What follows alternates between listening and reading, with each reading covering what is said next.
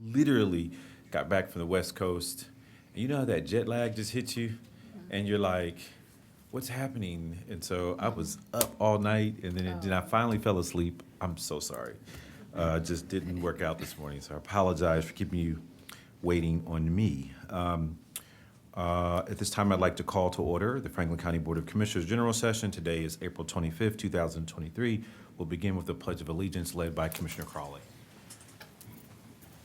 I pledge allegiance to the flag Of the United States of America and to the republic for which it stands, one nation, under God, indivisible, with liberty and justice for all. All right. Glasses here.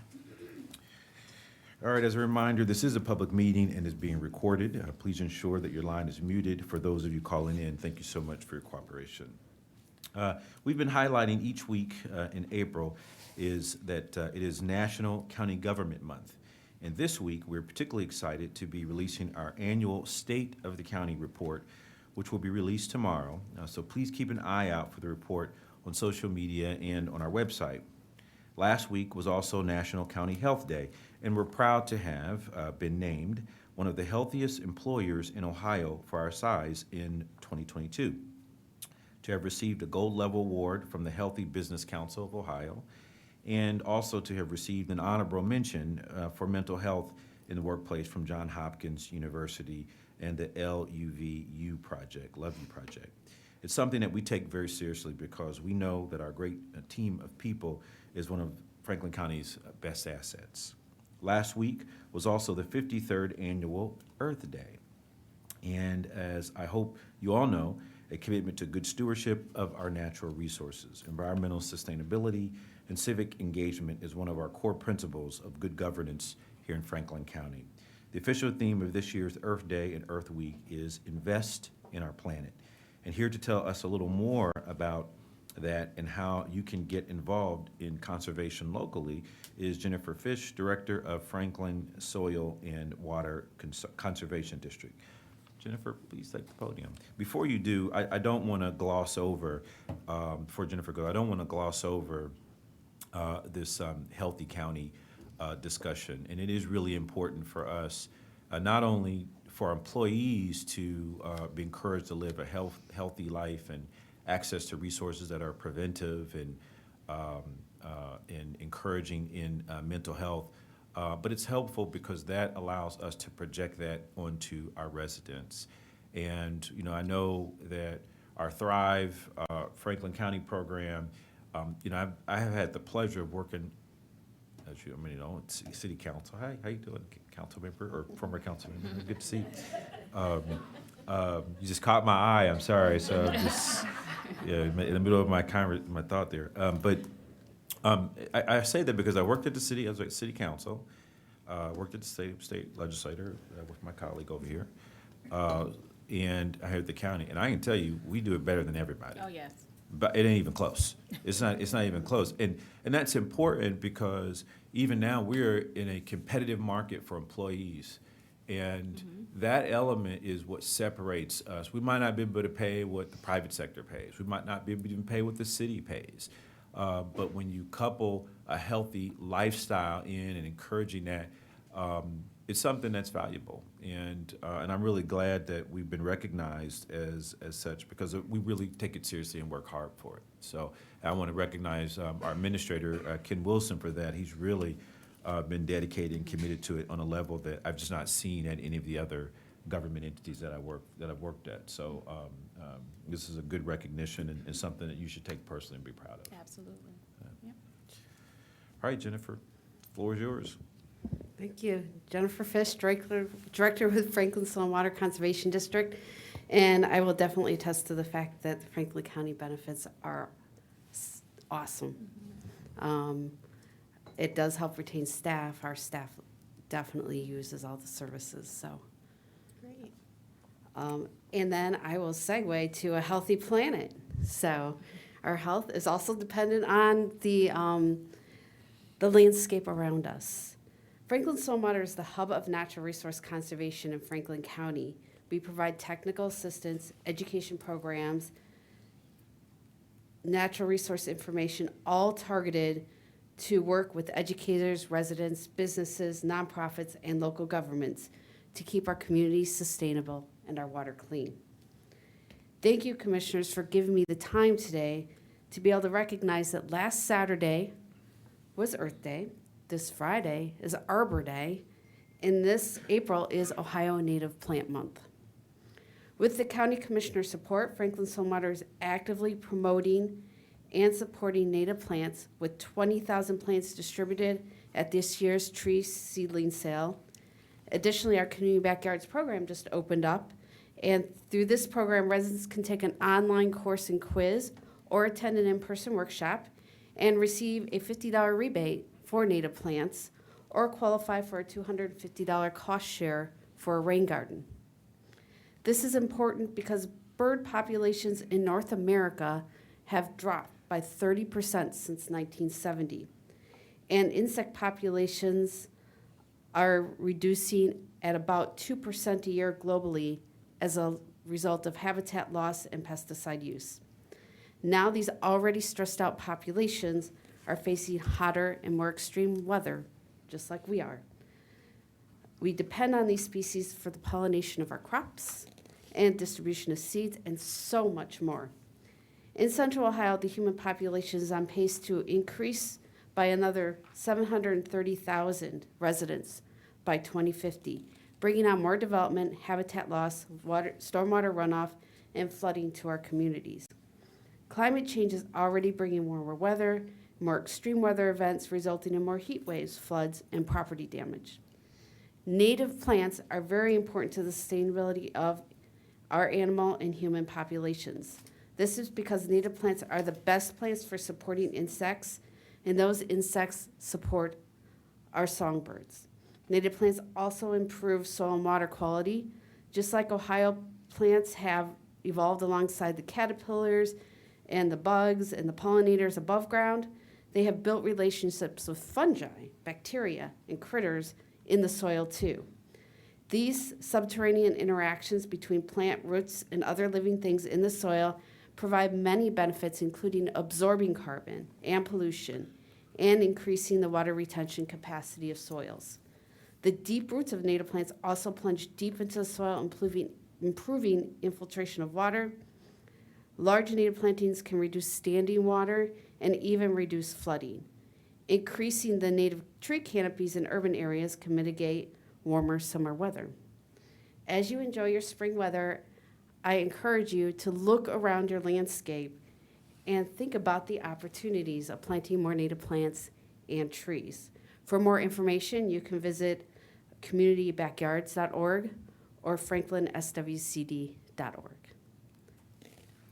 Thank you, Ms. Fisher. That's helpful. And, Central Ohio is growing at a pretty good clip at this point, and more of us are apartment dwellers, like myself and Commissioner Crawley.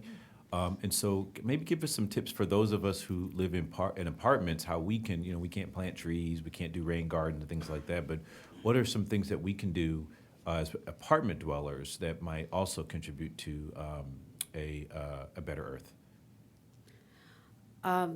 There's plenty you can do. We do have organizations, Friends of Allen Creek and Tributaries, and Friends of Lower Olentangy Watershed, and Franklin Stormwater, Green Columbus, always have events going on. I'm amazed how many events they have going on the weekends for tree plantings, invasive removals, native plant plantings. So if you really want to get involved in the landscape in Franklin County that you are a part of, you can do that.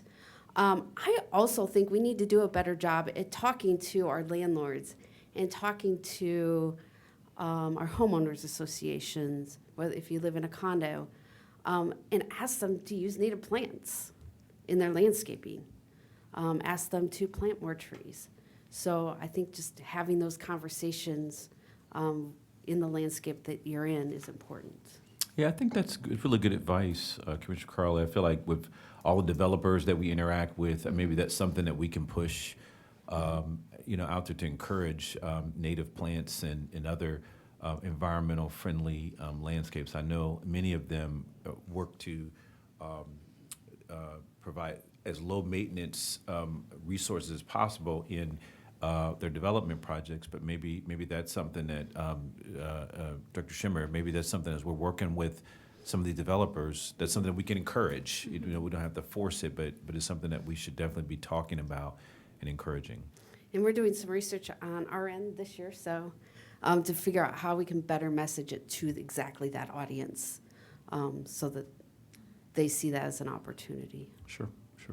Yeah, I was gonna say, I think, and it's something that really hasn't come up outside of us, you know, talking about building buildings, but to your point about speaking with developers and having like green space at the top, collecting water, and things like that, as much as we're talking about solar panels and all of that, we should absolutely be talking about Yes. other ways that we can be helping the environment, so.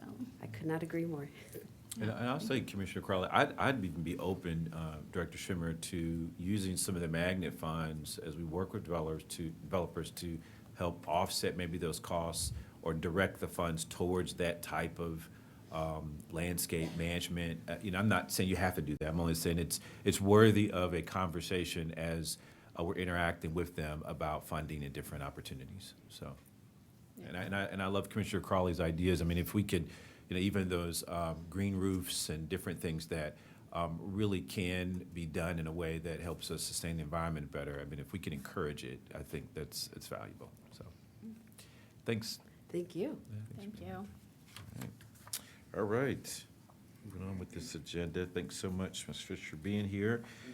All right, is there approval of the minutes of the April 11th, 2023 general session and the April 6th and April 20th, 2023 briefing sessions? So move. Second. Moved and seconded voting, Commissioner Crawley, Yes. Commissioner Boyce. Yes. Thank you. The minutes have been approved. All right, first is the coroner. Resolution number 30423. Resolution authorizing submission and approval of the pre-award condition forms in order to submit for the 2022 Paul Coverdell Forensic Science Improvement Grants Program by the Franklin County Forensic Science Center, Office of the Coroner. Good morning, Commissioners. My name is Amanda Wright. I am the Director of Operations for the Franklin County Coroner's Office, representing the coroner, Dr. Nathaniel Overmeyer. The Forensic Science Center tends to apply for the U.S. Department of Justice for funding for the Paul Coverdell Forensic Science Improvement Grant Program. With that, it requires our agency to agree to a series of pre-award conditions, including those that are related to civil rights and equal opportunity compliance. The Coverdell grant will provide the coroner's office with funding to purchase laboratory supplies, offset increased opioid-related testing costs, reduce forensic toxicology backlog, and expand our testing scope. The overall results will be enhancement of the services provided by the office to the communities of Franklin County. Pending any questions, we ask for your approval of this resolution. If there are no comments or questions, move for approval of Resolution 304-23. Second. Moved and seconded voting, Commissioner Crawley, Yes. Commissioner Boyce. Yes. Resolution number 30423 has been adopted. Thank you. Thank you. Good Thank day. you. Engineer? Resolution number 30523, establishing, altering, and widening of Ennis Road, County Road number 171, from Cleveland Avenue, County Road number 75, to Westerville Road, State Route 3, Clinton Township, and Mifflin Township, Franklin County, Ohio, declared necessary. Good morning, Commissioners. Good Nick morning. Soulis, Government Affairs Liaison for Franklin County Engineer Cornell Robertson. With me this morning is Brad Foster, our Chief Deputy of Operations, and he'll be presenting with me. And we've been asked to convey to you a healthy and hearty infrastructure day on behalf of Engineer Robertson. Hey, Commissioners. I'm sorry, I gotta tell you this. He called me on Saturday, and I saw his number come up, and I answered the phone. Happy Infrastructure Day. He got the biggest kick out of it. He appreciated that. He did, he appreciated did, that. he did. But please tell him that I conveyed his wishes this morning. It's important. Commissioners, this first resolution declares necessary the Ennis Road Improvement Project. Located in northeast Franklin County in Clinton and Mifflin Townships, the project, funded in part with ODOT safety dollars, fills in a sidewalk gap, installs a pedestrian crossing near the transit stop, and reduces the number of lanes along Ennis Road between Cleveland Avenue and Westerville Road. Pending any questions, we ask for your approval. Great. If there are no comments or questions, move for approval of Resolution 30523. Second. Moved and seconded, voting Commissioner Crawley, Yes. Commissioner Boyce. Yes. Resolution number 30523 has been adopted. Resolution number 30623, establishing, altering, and widening of Elmore Avenue, Township Road number 1057 from Carl Road, County Road number 76 to Cleveland Avenue, County Road number 75, Clinton Township, Franklin County, Ohio, declared necessary. Commissioners, our second resolution declares necessary the Elmore Avenue improvement between Carl Road and Cleveland Avenue. This project is located in Clinton Township and intends to construct more than 3,600 feet of sidewalk along the south side of Elmore Avenue. Pending any questions, we ask for your approval. Thank you. If there are no comments or questions, move for approval of Resolution 306-23. Second. Moved and seconded, voting Commissioner Crawley, Yes. Commissioner Boyce. Yes. Resolution number 30623 has been adopted.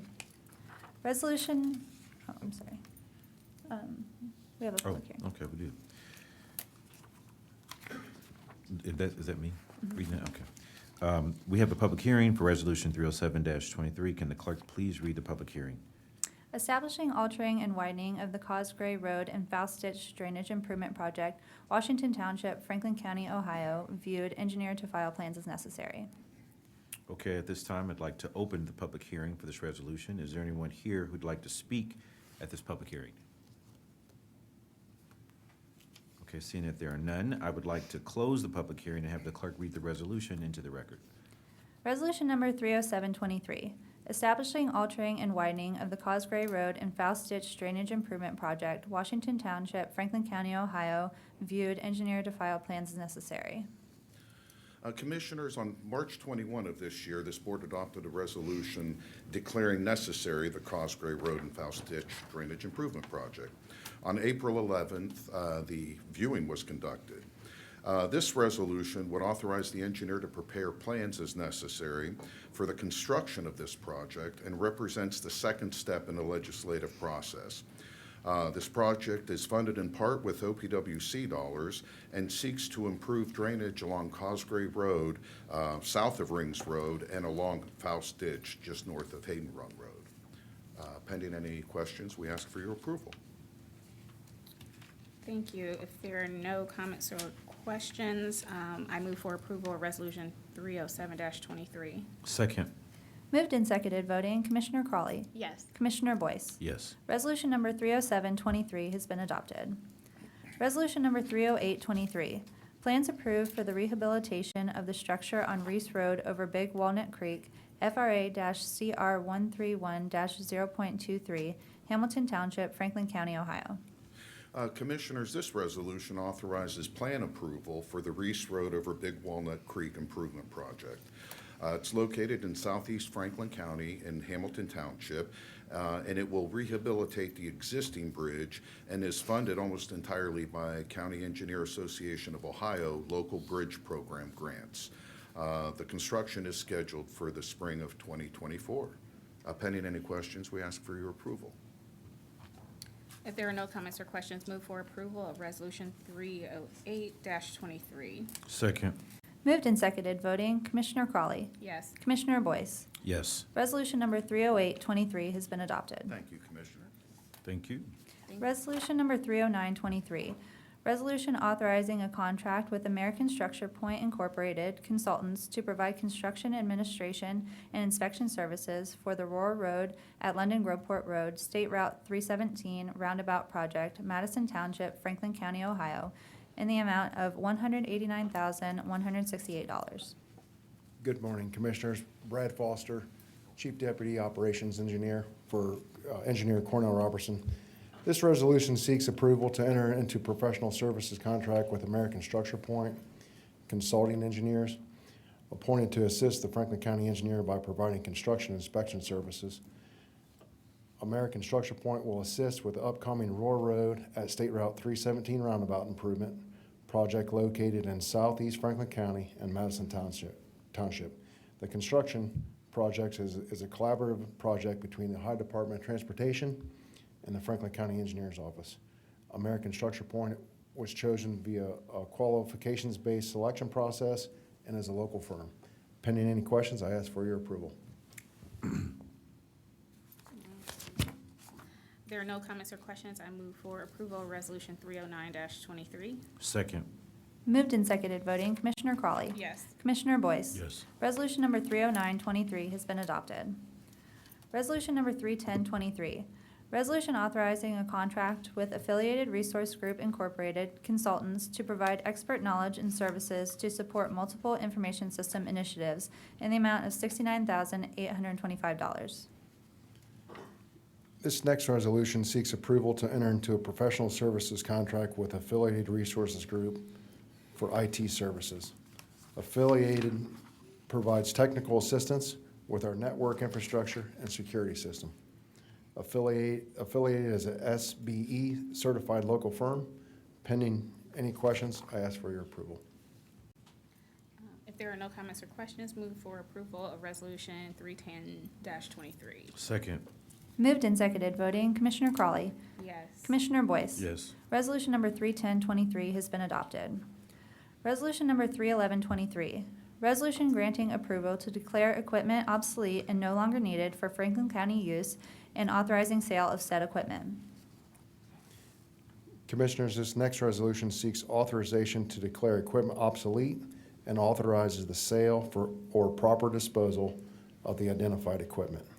We will allow political subdivisions a designated time period to bid and purchase those items before offering them to the general public. Pending any questions, I would ask for your approval. If there are no comments or questions, move for approval of Resolution 311-23. Second. Moved and seconded voting, Commissioner Crawley. Yes. Commissioner Boyce. Yes. Resolution number 31123 has been adopted. Resolution number 31223, approval of the replat of the scenic preserve for Lot 62 of the Windrush Creek, Section Number 2 subdivision, Jefferson Township, Franklin County, Ohio. Commissioners, this last resolution authorizes the replat of a scenic preserve for Lot 62 in the Windrush Creek subdivision. The plat will change the location of the preserve on the lot. Pending any questions, I ask for your approval. If there are no comments or questions, move for approval of Resolution 312-23. Second. Moved and seconded voting, Commissioner Crawley. Yes. Commissioner Boyce. Yes. Resolution number 31223 has been adopted. Thank you very much. Thank you. Happy Infrastructure Tuesday. To you too. Next is the sheriff. Thank you.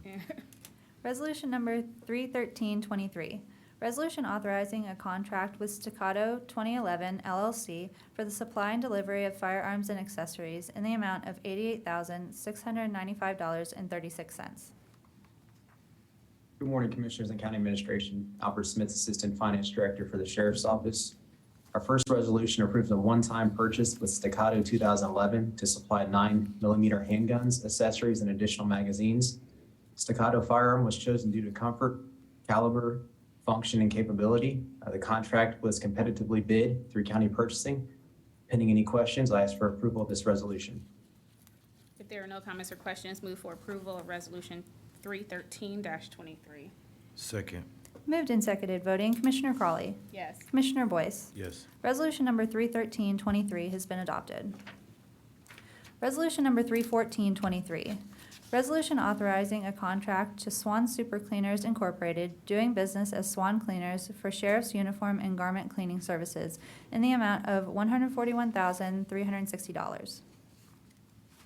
Commissioners, our second resolution authorized the contract with Swan Super Cleaners for a period of 2 years through October 25th of 2025 to provide uniform and garment cleaning services to deputies of the Sheriff's Office.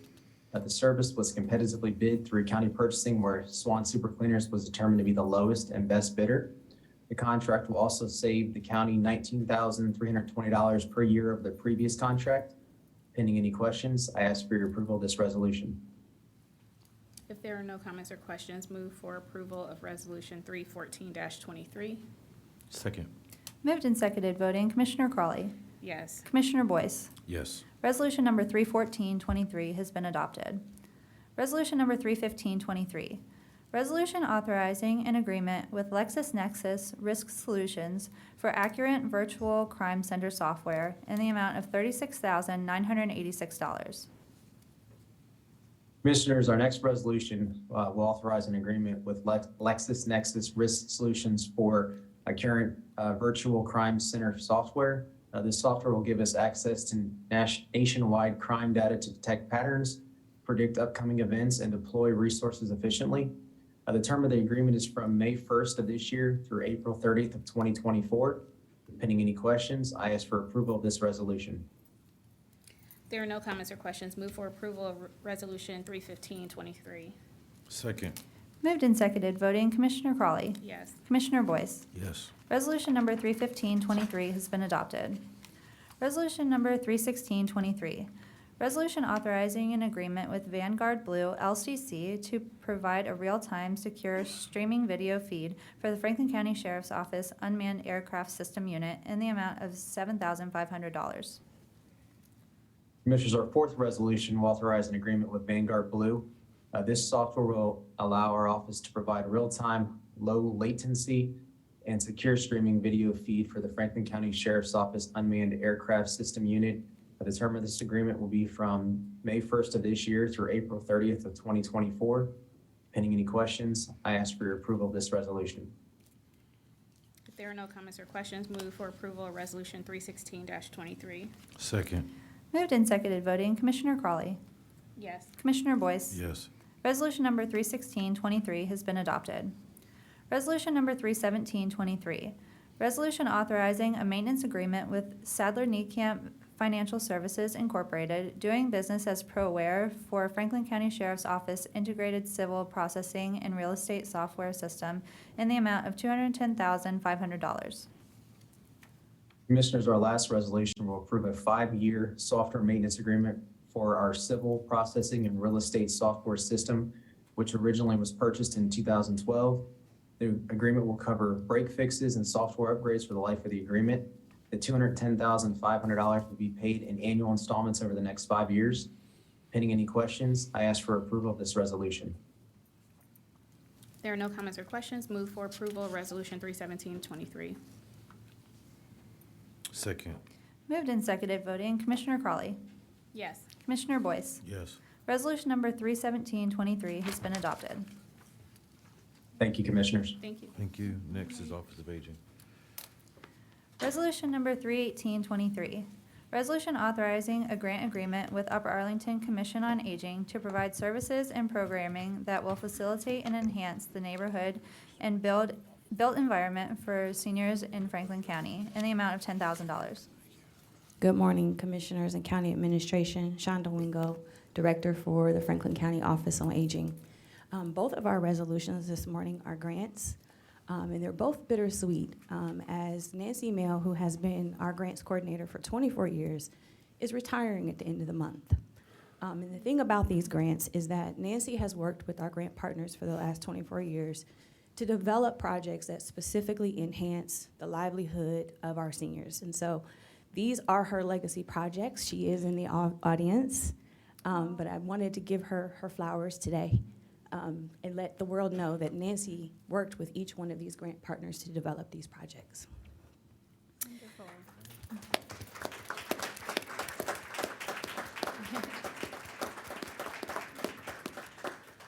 So this resolution supports the neighborhood and built environment domain of the social determinants of health. This project will add the growing number of villages to Franklin County. The aim of the village is to use volunteer-based, member-driven approach to help seniors age safely in their homes.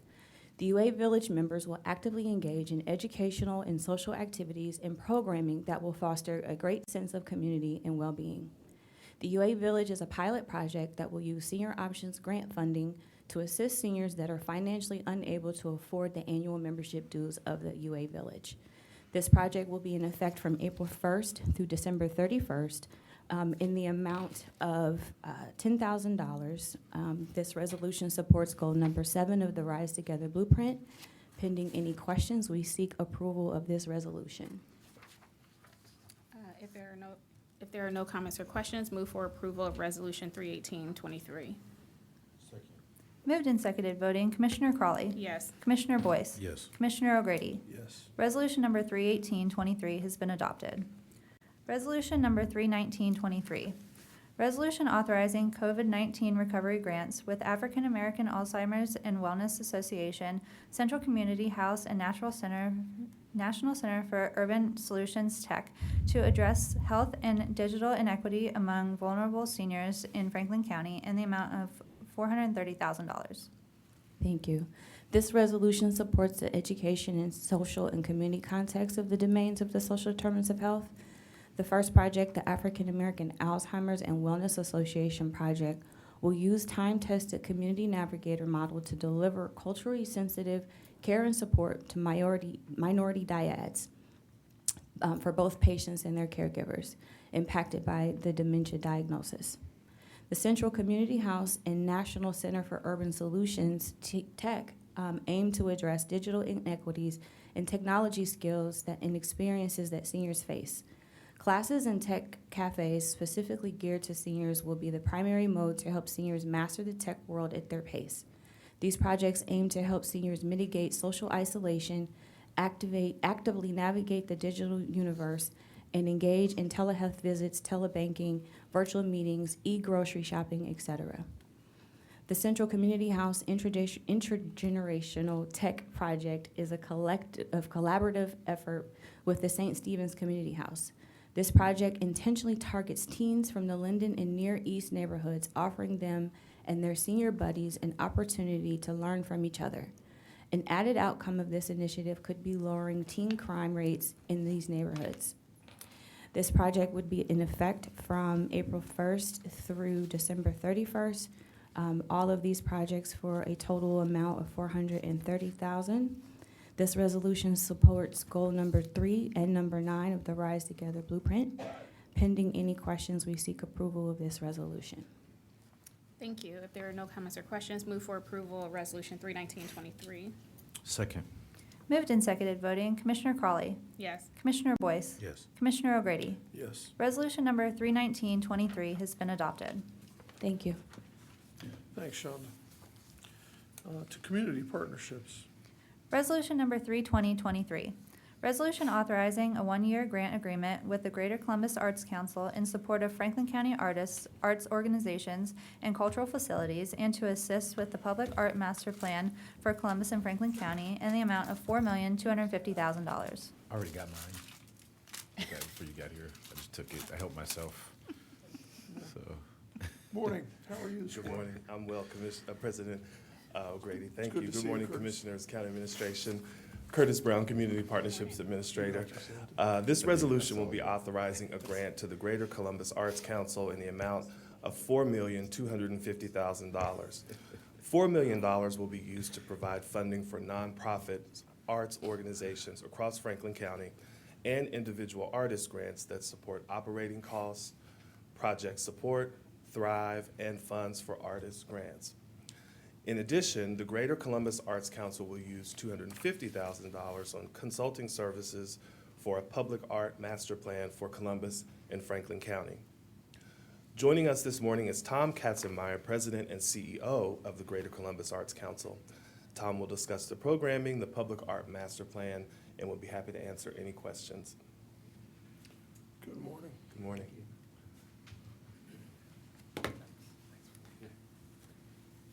Thank you, everyone. Thanks for having me back. This is the third time I've been here this year, so I appreciate your tolerance of that. I'm Tom Katzenmeyer, President and CEO of the Greater Columbus Arts Council. On behalf of our trustees, my staff, the entire arts community, I want to say thank you. I want to remind you that because of your stable funding to GCAC, we were able to get through the COVID period without cutting grants to arts organizations and artists, and that was very significant, so thank you very much. It happened during a period of time when our other two funding sources were in somewhat dramatic decline, so we appreciate the stability of the county. Before I get started, I want to introduce my hardworking grant staff with me today. I'm very, very proud of these people. This year, they will oversee $15.2 million in grant making and community engagement. $4 million of that coming from your grant today. So Allison Barrett, who's the VP of Grants and Community Engagement, my woman of achievement, Mackenzie Swinehart, Director, Grants and Community Engagement, Kimberly Cole, who's Grants Manager and Manager of Grants and Community Engagement, and Davon Nichols, who's the Associate in Grants and Community Engagement. Again, I'm very proud of all of them and their work. Our report to the community, which we just issued online, we printed a few copies because I think it's so beautiful. So I left you all one. We don't spend a lot of money on print anymore. Obviously, no one does, but I thought you should have that. It just gives you a different impression of it from looking at it online. Last year, we had record operating support grant levels for a second year in a row. We provided nearly $8 million to our 22 operating support organizations. That program is run by Allison. It's about to kick off again Monday at 5 p.m. May 1st is the deadline to apply for that program. And the new general support program funded 15 organizations for just under $700,000, and we supported 48 other projects that included events and community gatherings of all kinds. We are particularly proud of the growth of support we've been able to provide for the artists in Franklin County. Your funding, again, being a critical part of that. Last year, we funded 656 artists. They're all listed in that booklet to the tune of $785,000. This is a program that Davon runs, and he reviews all these grant applications, and it's a Herculean effort. I think we got more than 700 for the first round this year. So in 2023 to date, we have 3 rounds of this funding. We've already distributed $945,000 to artists in the county in all disciplines. Everything from supplies to marketing, professional development, to technology. More than 51% of those awards came from new applicants. So we're out there working this in the community. It's a historic level of funding for us. And I would also say somewhat rare across the country that a local arts organization provides grants directly to artists.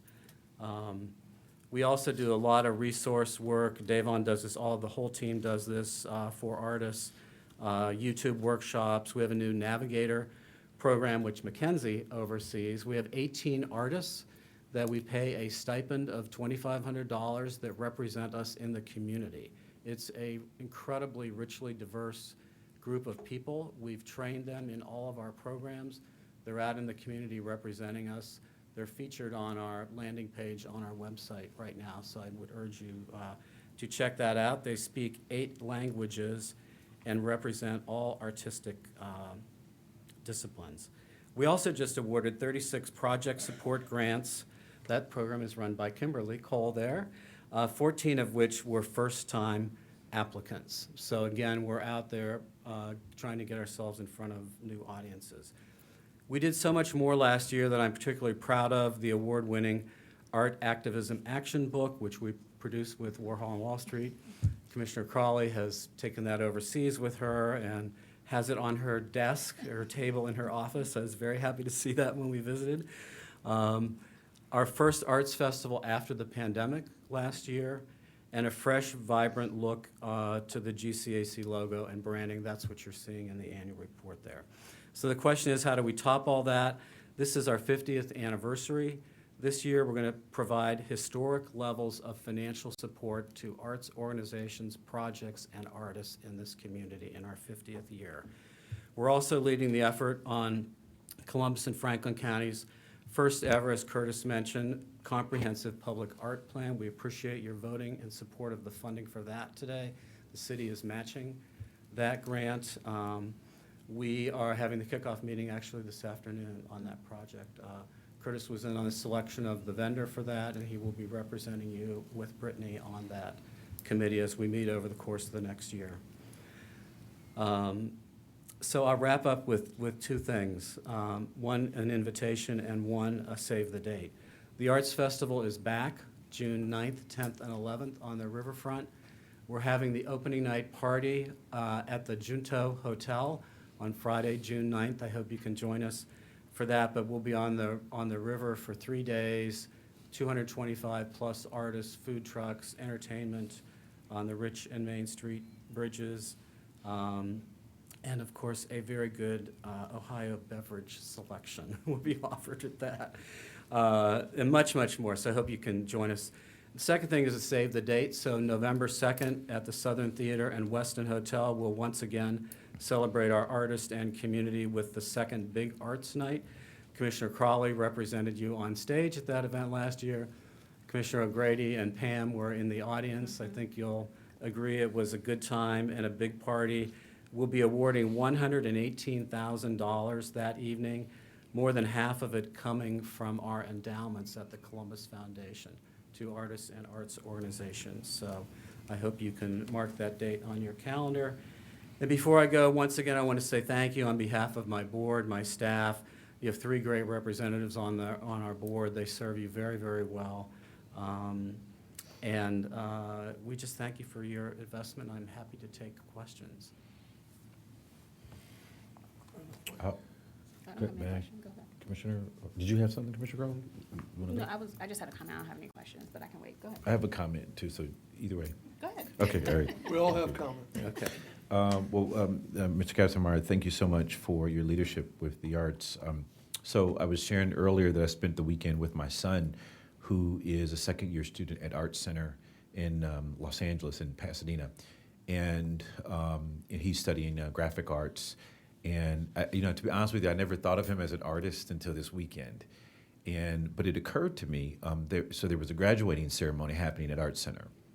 And they had a very substantial exhibit that the seniors had put on, and he really wanted to go and wanted to kind of go and see the exhibit. And so we went, and what struck me most was, the number of recruiters that were there from companies like Samsung, Sony, Mitsubishi. I met another person from Apple.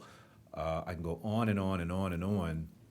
And I was saying to my son, this is where the rubber meets the road in terms of our battle for the creative economy, And in Central Ohio, as you made the reference to the comprehensive art plan, I hope that it will include a very serious strategy for retention of artists, for recruitment of artists.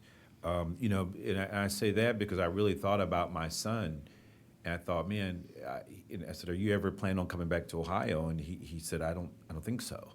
And I thought about it in terms of what we're competing with, in terms of all of those companies recruiting and growth, and we've got our own thing, if you will. We've got our own niche of living in Columbus. And whether it's cost of living, whether it's a growing community that's becoming more and more diverse and changing right under our noses, and I go on and on and on. The point I'm trying to make is that I'm really excited about this comprehensive art plan. And again, as I was in Los Angeles with my son, I was real sensitive to, he pointed out artist housing. He pointed out to me when we went to the exhibit, the diversity in the exhibits that were in place. We went to there was one area that was motion art, and there was another one that was graphic art, and then it was just amazing to see. But moreover, I was just struck by the companies that were recruiting there so heavily, and what they were kind of engaged in. I had a conversation with a person, I can't remember the company that the gentleman was from, but he said, we literally camp out here, and we are, and I talked about being from Columbus, Ohio. He said, we are literally fighting to not let people go, to the artists. We need them here where this is happening, whether we're doing film or whether we're doing whatever.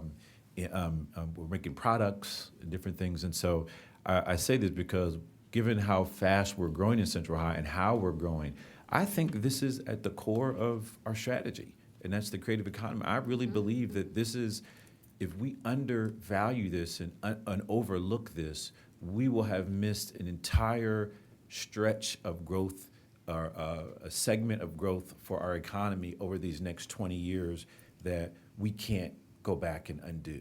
And so, not to put a lot on your shoulders, but to say the very least that I know I speak for my colleagues when I say this. We take this very seriously, and so we're going to be on the edge of our seats, working with you. And I'm glad Curtis will be engaged with you, and I hope that you'll, along the process, be engaged with us. I think this is one of those things that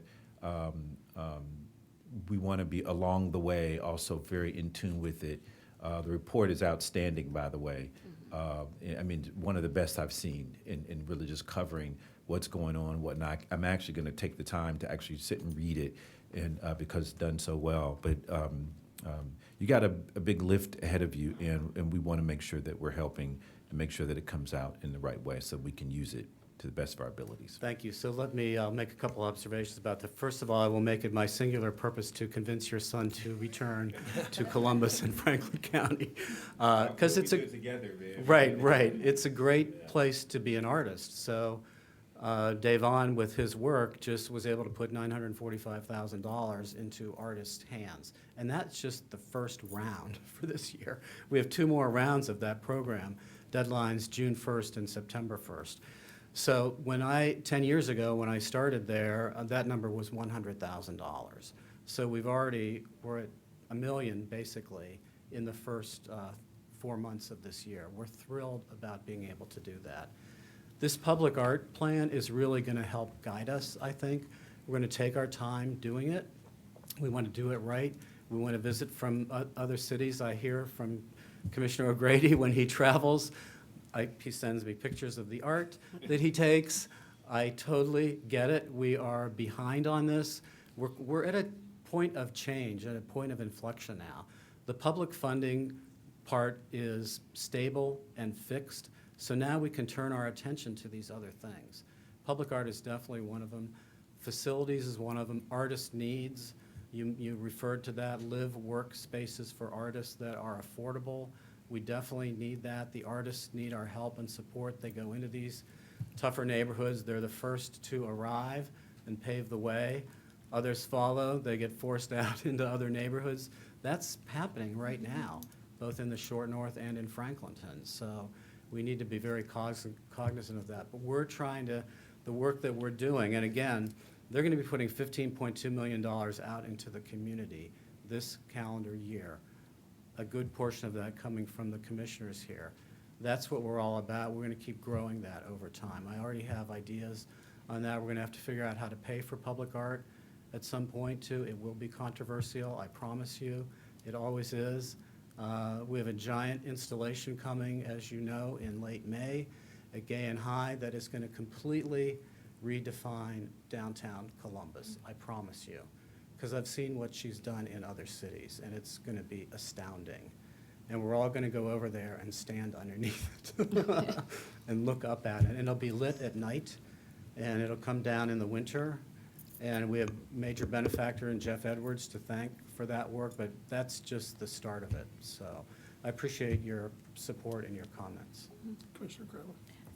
Thank you, President. And I'll keep my remarks brief. I echo everything Commissioner Boyce said. I want to just say I was very happy and honored to be included in Big Arts Night. I got to replace Mayor Coleman because I stood in for him, and it was because of my participation in Big Arts Night and talking to, at the reception, there were artists who came up to me and was like, thank you so much for the commissioner's investment in art and what we do and what I do. Like, it absolutely saved my business getting grants. And I talked to like 2 or 3 individuals during that reception.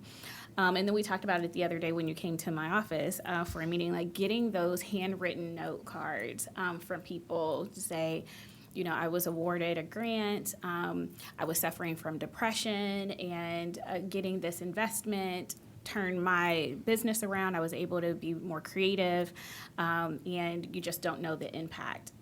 And I think those things, for me, is why when I went over to Curitiba, to Brazil for our sister city, I reached out and said that I wanted to really take artists and activists, as well as you sent some coasters that had local artists. And when we went to Brazil, the mayor of Curitiba absolutely loved it, loved everything that we were doing here, and said that he wanted to come here and visit and see local artists and public art. And so, to Commissioner Boyce's comment about the creative economy, we have talked about that. I think we haven't uplifted that enough when it comes to art or fashion. We've been in this space too, and how the funds go right back into the economy to build up businesses, or people buy from local artists, and again, that goes right back into our economy. And so I just want to say thank you so much for all that you all continue to do, supporting our local artists. There's art at the new Hilton 2.0. And so it's just really impactful, and I want anytime that we have the opportunity to highlight individuals or the work that you all are doing, I absolutely want to do that. So thank you again. Thank you, Commissioner. So Tom, I know how much you like to come here and point out how old I am. And so, you know, I appreciate the fact, you know, I do all my work on this. I got rid of my PC in my office. I got rid of my desk in my office. I use a laptop and I use this all the time. But it's really hard oftentimes to see this on this. Yes. And so this is beautiful. This really Thank is you, beautiful. sir. And so thank you for this, because an old guy like me Yes. can see this much better. And we appreciate this oftentimes. And so thank you for doing that. I also want to say thank you for, and I should apologize to my colleagues in the county administration, county budget office for the extra amount of money that's in this grant today for the public art master plan, because that was my fault. Because I came back from one of my trips and called you up and scorched you a little bit about the fact that and it's not your fault, but the fact that we have been behind in this community on public art. And it's not at all Tom's fault, it's not GCAC's fault. It's us collectively as a community that we've been behind in the area of public art. But Tom's been the one, along with me and others, a lot of others, who have been wanting to do something about this for quite some time. And so I opened up my big mouth, and now we're putting out more money. And thankfully, we're doing that. And it's collectively, people like Jeff Edwards, people like the city. The city's been a good partner in this. And Tom has been the leader of the group of a lot of people who have said, we need to do, while we have a growing public art program in this community, we need to do a better job in Columbus and Franklin County. And I come back with a lot of crazy ideas of stuff I've seen all over the community. But I think my comment to you last year was, why do I have to go to Chattanooga, Tennessee and see more public art in Chattanooga, Tennessee than I see in Columbus, Ohio? And I'm going back to Chattanooga, and, you know, so, but it comes at a great time because, you know, summer travel time is up. It's coming up, and it's upon us. And so I'm excited about, and I think you've learned from the three of us that we're not at all averse to controversy. This is something that needs to happen. And public art is important, and it's important for the conversations that we've been having as a board, for the conversations that this community's been having, for the conversations that this community continues to have, which is, you know, when we all know, this entire community knows, that we are the fastest growing region in the country, fastest growing county, one of the fastest growing counties in the state, fastest growing counties in this part of the country. And we are a highly sought after destination for companies and for businesses and for employees and for, you know, growth in this area. I see Mark sitting back there. You know, everybody knows. And so if that's the case, then we are who we are. We can't just sit back. We have to, you know, I see our director of economic development and planning sitting in the back of the room. We have to do the things that we as a community need to be able to continue to attract, you know, that type of growth. We have to, I don't know if Joy Bivens is in the room, but we have to make sure that we are signaling to, you know, those type of companies that we are treating those that are the least amongst us properly. We need to make sure that we let people know that we are addressing poverty. But we also need to make sure that we are letting those folks know that we are addressing the arts in this community. It's all a hand in glove approach to growth. We can't be the most prosperous community in the United States, which is our stated goal, if we are not addressing poverty. And we can't be the most prosperous community in the country if we let our arts community flounder. We have to do the things that are necessary in all of these areas. And that's what our community partnership program is all about. And so that's one of the biggest reasons why we partner with you on a regular basis, and why this is your third trip here this year. And I appreciate you allowing me to point out how old I am this time, as opposed to you pointing it out. But we really appreciate the partnership that we have with you and the work that you're doing. And we appreciate the fact that, you bring us nice gifts. That was for you. Thank you. Thank you. And thanks for all the work that you're doing. And I apologize if it sounds like I'm, in some way highlighting the fact that we don't have enough public art, but I don't think we're ever going to have enough public art. And when we have more, and it's obvious to everybody how much we have, I'm still going to complain that we don't have enough. So Stay tuned. It's Yeah. on its way. That's Yep. right. Thank you. Thanks for everything you're doing. Yeah. All right, if there are no additional comments or questions, move for approval of Resolution 320-23. Second. Moved and seconded voting, Commissioner Crawley, Yes. Commissioner O'Grady, Yes. Oh, do you Commissioner have to Boyce. abstain? No, I didn't. No, I didn't. Did you have to abstain? Okay, so Commissioner Boyce. No. Well, we really screwed this up. Do you want to start again? Yeah, let's do this properly. Go ahead, Commissioner Crawley. You move. If there are no comments or questions, move for approval of Resolution 320-23. Second. Moved and seconded voting, Commissioner Crawley, Yes. Commissioner Boyce, Commissioner O'Grady. Yes. Resolution number 32023 has been adopted. You'd think after 15 years I'd know how to do this. Good Lord. Resolution number 32123. Resolution authorizing a COVID-19 recovery grant to Nationwide Children's Hospital in support of the Healthy Homes Program to retain and expand affordable housing in the Linden neighborhood in the amount of $15,500,000. Commissioners, this resolution will be authorizing a COVID-19 recovery grant in the amount of $15,500,000 to Nationwide Children's Hospital. This grant funding will be used to retain and expand affordable housing in the Linden community through their Healthy Homes program. Some components of their work will include increasing the ability for Linden residents who rent or own to remain in their homes by completing exterior capital repairs, including exterior accessibility modifications for 100 homes, a renter support program with an emergency fund of $192,000 over 3 years used to support residents of Healthy Homes rental properties for needs such as rent, utilities, school, transportation, and baby supplies, building over 50 new units of scattered site affordable rental housing for residents with a household income at or below 80% the area median income, or AMI, and much more.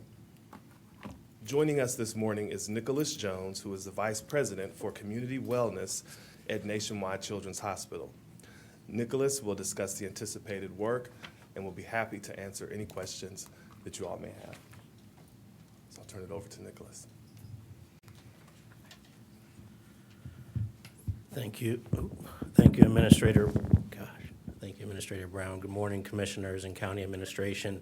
We really thank you for this opportunity to continue our work in the Linden community.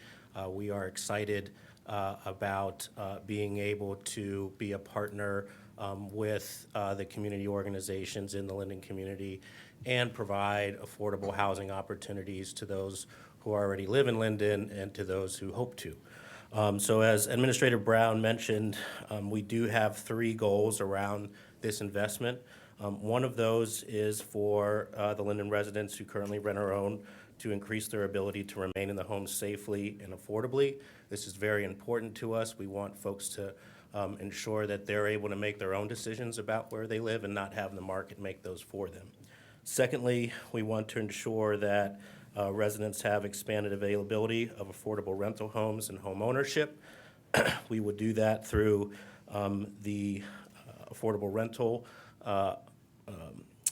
item that Administrator Brown mentioned with adding 54 new units of scattered site, but also low-income housing tax credit and multifamily development, and then home ownership opportunities, specifically in partnership with the Central Ohio Community Land Trust. And then last, we are excited to expand our parenting program called the Proud Linden Parenting Program. It's based off of the Chicago parenting program model. I have Dr. Whitney Ragland-Bignall on Zoom if you do have any questions about that program. But that is to work with Linden parents to support them in showing improved knowledge of child development stages and parenting techniques and experiences to increase community connectedness. So again, we're very thankful for the opportunity to be considered for this funding opportunity and happy to answer any questions. Any questions? All right. If there are no comments or questions, move for approval of Resolution 321-23. Second. Moved and seconded, voting Commissioner Crawley, Yes. Commissioner O'Grady, Yes. Commissioner Boyce. Resolution number 321-23 has been adopted with Commissioner Boyce's noted abstention. Thank you. Thank you. Resolution number 322-23, resolution authorizing a COVID-19 recovery grant to the YWCA to support emergency shelter programming at the Family Center in the amount of $400,000. This resolution will be authorizing a COVID-19 recovery grant in the amount of $400,000 to the YWCA. The YWCA will use this funding for their emergency shelter at their Family Center. The Family Center provides services for families without homes, many of whom are women raising children alone. Joining us this morning is YWCA President and CEO Elizabeth Brown and YWCA's Chief Program Officer, Mrs. Regina Clemens. They will discuss programming and will be happy to answer any questions. Thank you so much, Mr. Brown. And as Mr. Brown said, I'm joined by our Chief Program Officer, Regina Clemens.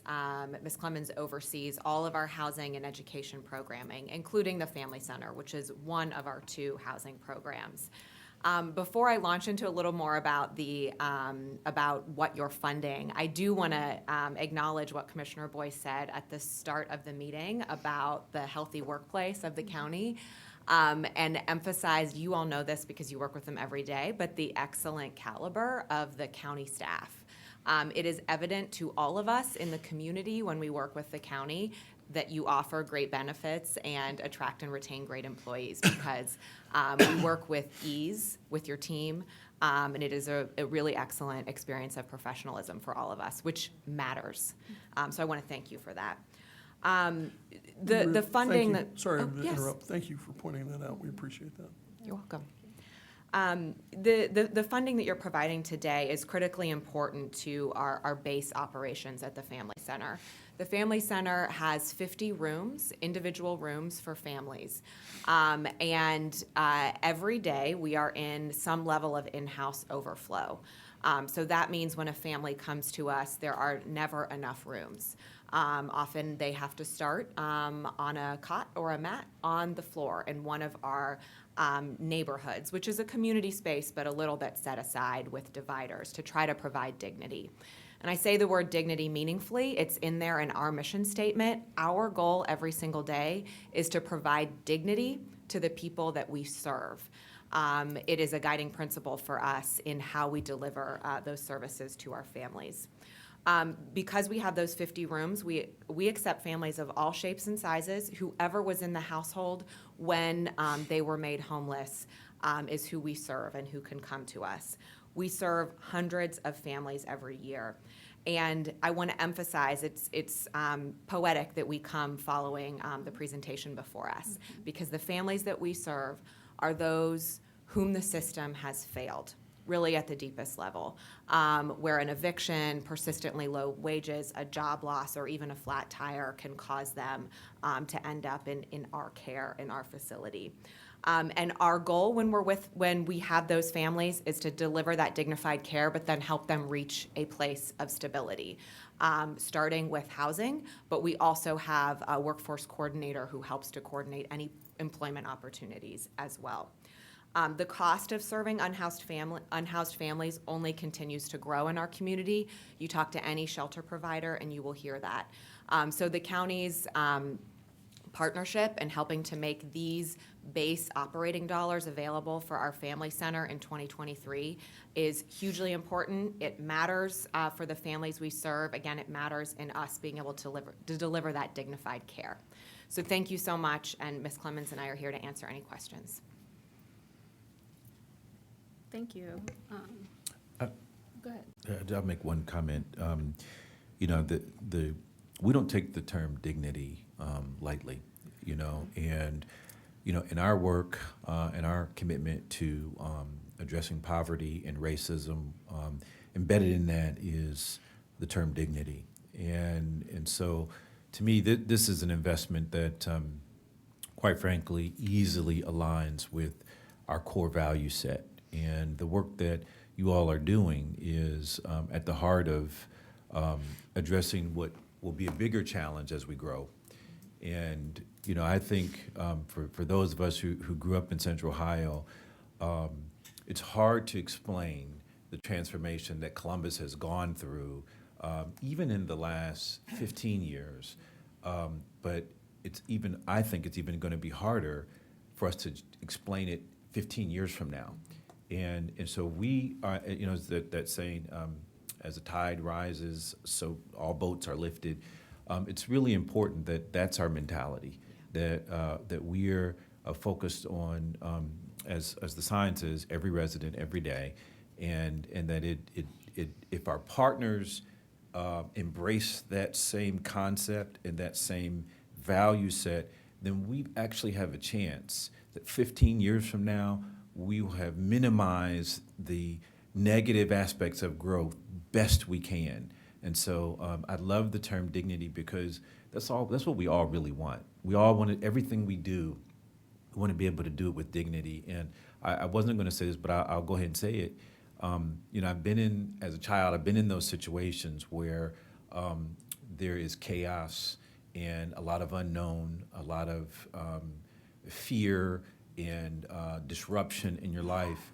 And dignity is a word that even a child understands and struggles with, because those kids, when they end up in those family centers in that place, they got to go to school. They still have to go to school.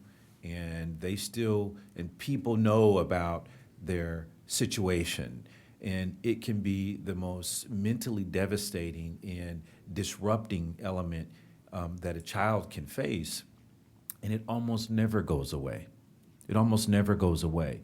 And so I just want to encourage you, Ms. Brown, and for your whole team, thank you for what you represent and what you do.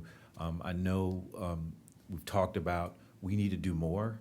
And I feel like, again, out of all the entities I've ever been at, the county, I feel like invests the most resources in this space by far. And we are committed to it. But we've got a serious challenge ahead of us as we grow more families. And I know I mentioned Los Angeles before, but you talk about the homelessness in China. Every time I go, I'm reminded of the work that we need to do to prevent homelessness from taking over our city. And I don't mean it in the negative way that we don't want, I mean it in the way to help families, to help people when they're at their lowest point or when they're really struggling, you know, and find ways to be a resource. I know Mayor Karen Bass has made this major announcement and commitment to try to get at this. And we don't want to be in a situation that Mayor Bass is in where we've got to undo, after all of our growth, something that we overlooked all along the way. And so I just want to encourage you to be as engaged as possible with us in this conversation and push the county to do more, to be better, to be more advanced in how we look at it. And the Innovation Institute is a place where maybe we can think about the next layer or the next resource or impact that we can have in challenging taking on the issue of homelessness as we grow. And so thank you for what you do. Thank you for representing. This is an easy resolution, so. Thank you. And thank you for mentioning growth. I just want to say how important that is, because I didn't include it in my initial comments, that the sad truth is that the conditions that create prosperity in a community also create poverty.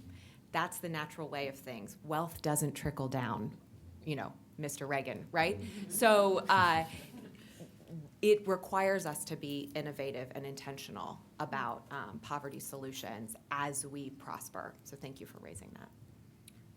If I may, thank you, President Brown, for being here today and your commitment to families.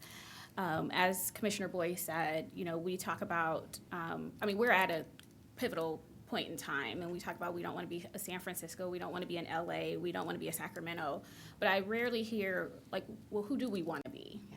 Right? And I think we will be judged on who we are by the individuals that we have, our families in the center, or the families that's in the Linden area who can't afford to keep a roof over their head and the water running and the lights on, or be able to get on the path of home ownership. Right now, just between these two resolutions, we're at like $16 million, trying to give people a hand up, not a handout, right? And so we do talk about every resident every day, and I say all the time, like the people that we are dealing with just in these two resolutions, they're just surviving. We want people to thrive, right? And so I always say that, have that hashtag, we want people to thrive and not just survive. And this is an easy resolution, as the last one was.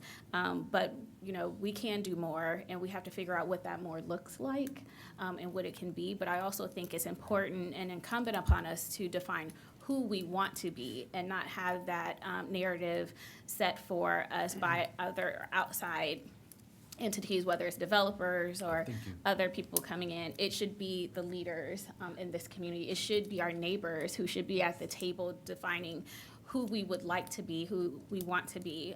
And we saw some of that in our poverty blueprint plan. And I know that's been, several years ago where we had the resident voices in that, and that's our framework. But I still think we have to continue to talk to our neighbors and lift up their voices and lift up their experiences and hear from them about what else we can be doing. And so yeah, I agree. I think we're at a crux. And so we'll see where we are. But again, thank you for all that you all are doing for our families, especially in your shelter. I know a lot of the women in there, most of them look just like me, right?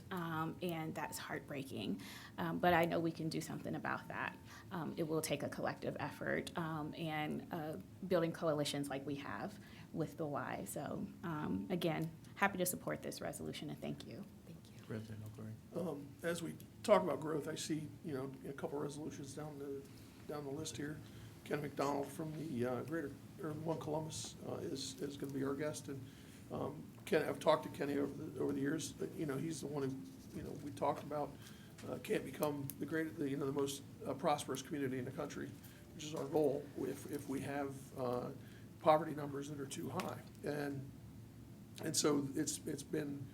As we did our poverty blueprint over, a few years back, and as we've continued to work that poverty blueprint and pay attention to it and report on it every week while we're here, we pay attention to that. One of the things that we continue to always pay attention to is that. While this community continues to grow and we continue to thrive as a community, continue to, see construction projects and cranes and all the things that we mark as growth in this community, we also, here in Franklin County, realize that we mark growth by knowing and understanding that as this community grows, that as we have more and more residents all the time, that we see the economy growing here. We also see our budget growing. We also see the number of residents that we serve annually growing. We also know and understand that the folks in our Job and Family Services Department and our Department of Aging and all of our Child Support Enforcement Agency and all of the different departments that we that we service continue to grow and will continue to grow as we have, a million residents, increase over the course of the next decade and a half. That's gonna mean that we have more and more that we have to do, and that our partners are gonna have more and more that they're gonna have to do. And so we have to keep an eye on those things, and we have to realize that growth means many things in this community. And so we always have to be wary and have to realize that along with that growth, that economic growth, comes many forms of growth. And so taking care of every resident every day means a lot of things. So we appreciate all that you guys are doing, and we appreciate the partnership that we have with you and your organization. Thank you. All right, if there are no additional comments or questions, move for approval of Resolution 322-23. Second. Moved and seconded voting, Commissioner Crawley. Yes. Commissioner Boyce. Yes. Commissioner O'Grady. Yes. Resolution number 322-23 has been adopted. Oh, sorry. I'm sorry, he was trying to Go get your ahead. attention. Oh, He I wanted to say apologize. something, I forgot. I'm sorry. He's been sitting over there so quiet all This day. this has been a long session, Commissioners Kenneth Wilson, County Administrator. This has been a very long session, so after I just said I'll just let it go. But I just wanted to, make another couple points here that I think are very important.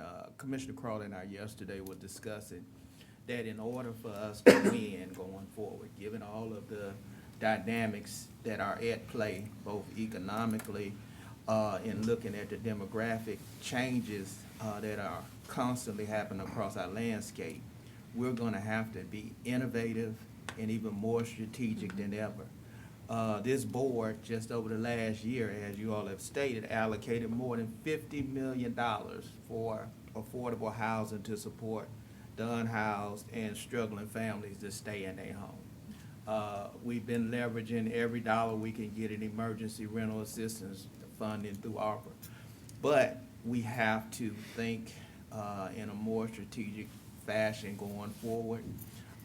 We all will really have to focus in on this place to call home for everyone, this comprehensive community assessment on homelessness in Columbus and Franklin County that we're about to undertake.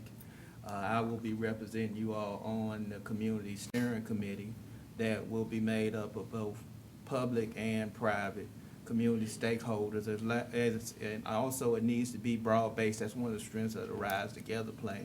We also need to have a very inclusive process that includes all the stakeholders, including those that have battled in a place where housing insecurity has been a constant in their lives, to hear from them. That's in the provider organizations, working with our partners like the YWCA, in order to do the best job we can and come out of this assessment with some concrete actions we can take to, as your point is, not only just stay level with where we at, but be able to thrive forward as a community. So working with focused strategies, which is the consultant that was selected, we will have to look at this in a very comprehensive fashion, because we do have to be innovative to deal with growing by 1 million people by over the next 7 years, by 2030, that kind of growth. And as I was saying yesterday, everyone seeks to have greater mobility, greater opportunities. So if you're gonna serve every resident every day, changes every day. So let's buckle up, though. I believe if any community can do it, we can do it. So thank you all for what you do. Thank you, Administrator Wilson. Yeah, Commissioner Gray, I just want to add one other point to that, and I don't want to get all down into this, but I hope that committee will, like I said, whenever I go out west, I'm always struck by their homelessness situation, and I'm always grateful when I come back to Central Ohio at what we do to not get where they are. And I hope that committee takes the time to go and travel and see not only what it looks like in other places, but maybe that will garner some ideas and some approaches that give us a little bit of a different path in prevention. And I don't know what it is, but it's almost like you go out there and then it's just burned into my mind what I saw. And, particularly in Los Angeles, wherever you go, I mean, it is stark. It is stark. And there used to be, pardon me for using this phrase, but it used to be what they called Skid Row, in Los Angeles. And that doesn't even exist. It's the level of despair and disruption is so stark, and the mayor has declared it an emergency. And I just think, I hope that our approach to this is not, there is no easy answer. There's no silver bullet, there's no magic wand. It is something that we have to reimagine and rethink and approach in a different way. And we have to commit, almost painfully commit to the prevention of that element of growth. I wrote down what you said, Ms. Brown, about the conditions that produce growth and progress are the same elements, something like this. You said something like that produce, that have an impact on poverty and equities and so forth. And I really believe that is a fundamental issue that, I'm sorry, I can go talk about this all day. I'll follow up with you directly on it, but I challenge this group to get out of Columbus and see, examine what else has happened across the country. And maybe this is something, to be honest with you, I'm chairing NACO's Affordable Housing Committee. Maybe it's something Luck or NACO can take on as a steering committee. Like, everybody's facing it at different levels, but everybody's definitely facing an affordable housing crunch, which is going to have an impact. And so maybe it's something that the large urban counties can come together and talk about, Mr. Chair. We've been talking about affordable housing for quite some time. I will certainly raise the issue of homelessness. I'm only the chair of Luck for 2 more months. My time is running out. But you're then the past chair, so you get that. Luck doesn't do that. You just go. Yeah, but you kind of do. When your time is up, it's up. I'm just gone after July.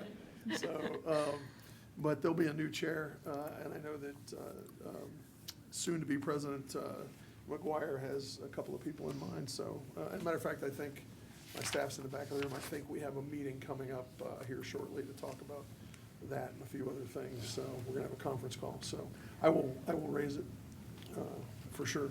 But we've been focused on affordable housing for some time. So I appreciate it. All right. Well, oh no, we already did it. We're good. Okay. Thank you. And we are here for innovation. So Regina and I Perfect. will stay in touch. Love it. Thank you, Commissioners. Thank you. So it has been moved and seconded, correct? Correct. So we're just on to the next one. Oh, we are on. All right, so the Office of Diversity, Equity, and Inclusion. Resolution number 32323, resolution authorizing the county administrator to execute an agreement with the State of Ohio Collective to support the Ohio Black Expo in the amount of $75,000. Good morning, Commissioners and County Administration. Tamika Bumper, Economic Equity Administrator for the Office of Diversity, Equity, and Inclusion. This agreement is with the State of Ohio Collective, a nonprofit organization established in 2017 that focuses on the creation and implementation of an interconnected ecosystem which will help ensure the future of Black people in Ohio. The collective works to create solutions that addresses the root causes of issues found in education, economic development, health, housing, arts and technology programs, organizations, and businesses. The collective partners with the Ohio Black Expo, an Ohio nonprofit organization whose mission is to improve the quality of life of African Americans in Ohio by establishing and encouraging an independent self-help approach to problem solving. The Ohio Black Expo, established in 1988, provides exposure to Black businesses and organizations through its activities that promote economic growth, After a hiatus from their last event in 1991, the Ohio Black Expo, then known as the Columbus Black Expo, returned to holding their annual events in 2022 with the goals of addressing some of the systematic issues faced in Black communities, such as the lack of education, economic development, generational wealth, and health equities.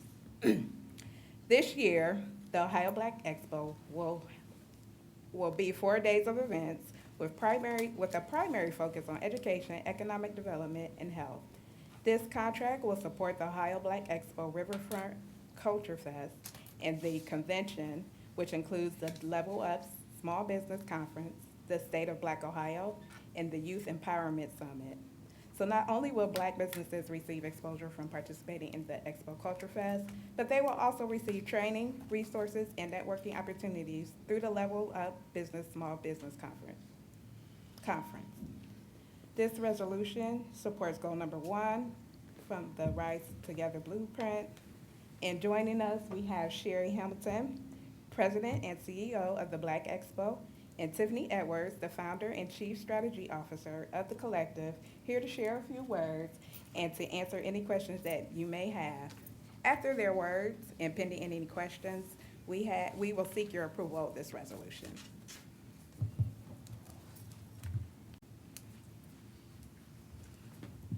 Thank you, Tamika. You said most of what I was going to say, so I just want to take a few minutes to thank you for the opportunity to partner with you to take our stab at eradicating poverty in this, not only in the state of Ohio, but certainly specifically here in Franklin County. I am a Columbus native, and so we're happy to have Central Ohio as the permanent home of the Black Expo. It did move around a little bit in the 90s, and we're happy to bring it back here, reestablish the annual event, and have it housed here in Columbus.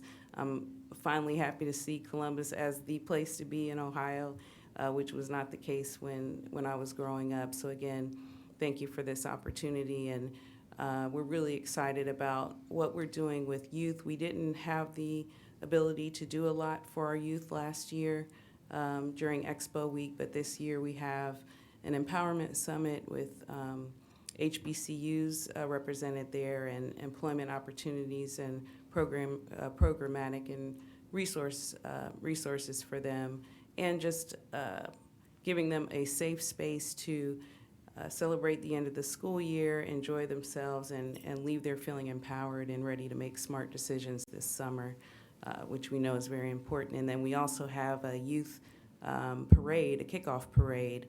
We have over 300 participants in that parade. We have East High School's band and Lyndon McKinley and Columbus Afrocentric Early College and other youth and community groups that will be there. So we hope everyone can come out and support that kickoff parade. But we're also just looking forward to providing, again, a family-friendly, multi-generational opportunity for African Americans to celebrate our culture.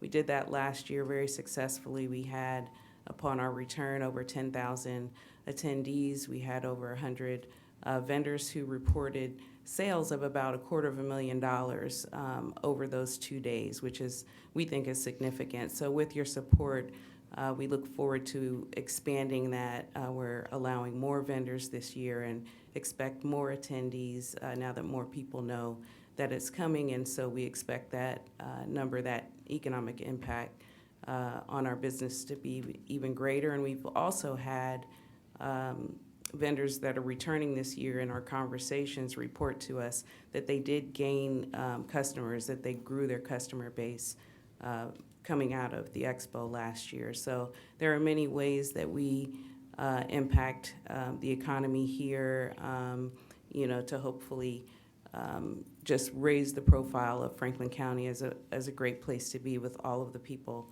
that are coming in town. So again, thank you. And through our work, our partnership with the State of Ohio Collective and the Ohio Conference of the NAACP, which will have events hosted at our convention. Again, we're just really excited to serve residents here in Franklin County. About half of our attendees came from here last year, and the other half came into Central Ohio. So I'll give the mic to Tiffany now. Again, thank you very much. Well, great morning, everyone.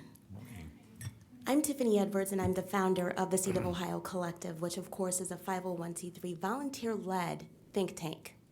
You know, when we think about the poverty blueprint and the transformational work that you are doing here at Franklin County, not only does it set the stage for the rest of the state, we currently do work in Akron, Canton, Cleveland, Columbus, Youngstown, Toledo, Dayton, and Cincinnati. But when we really look at the forward progression of what's needed and required, we know that the partnership of the Ohio Black Expo and the work being done in Franklin County makes a large impact across the state and, quite frankly, the nation.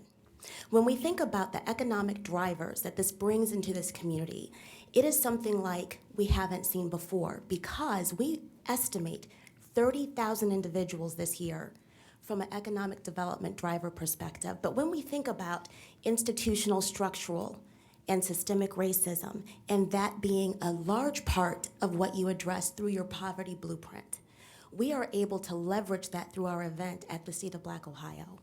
The way that we do that is we engage the entire community across the state, but predominantly individuals from Franklin County, and bring them in to address those issues in education, in economic development, in health, in tech, and the arts. We bring in experts statewide and develop a comprehensive plan for the community so that it provides solutions, not just addressing the problems, but things that are going to be longer lasting. That plan is 50 years in the making. And that's part of this intergenerational model that we continue to steward across the state. We've already provided the State of Black Ohio in Mahoning Valley. On Thursday, we'll be doing it in Stark County. We will also be looking to do this at the end of the year within Franklin County as well. Again, individuals who are from the community steward that work. Within Franklin County, we partner, and our core team founders are Kevin Lloyd, Tia Ramey, Gail Saunders. You met the indomitable Sherry Hamilton. You also know many other people such as Christopher Jones. And those individuals help to create the foundation of this plan. But we are hopeful for your support so that we will be able to not only continue the work that we do within the expo, but the other work that we do with the Workforce Education Development and Guidance for Employment program, where we seek to serve 250 students across Franklin County.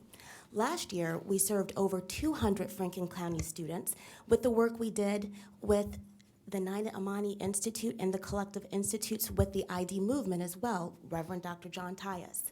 We also seek to engage in the spaces specific to the Resource Opportunity Coalition, a coalition that looks at housing and urban development, growth, and how we can tackle some of the issues specific to housing, poverty, and crime aversion.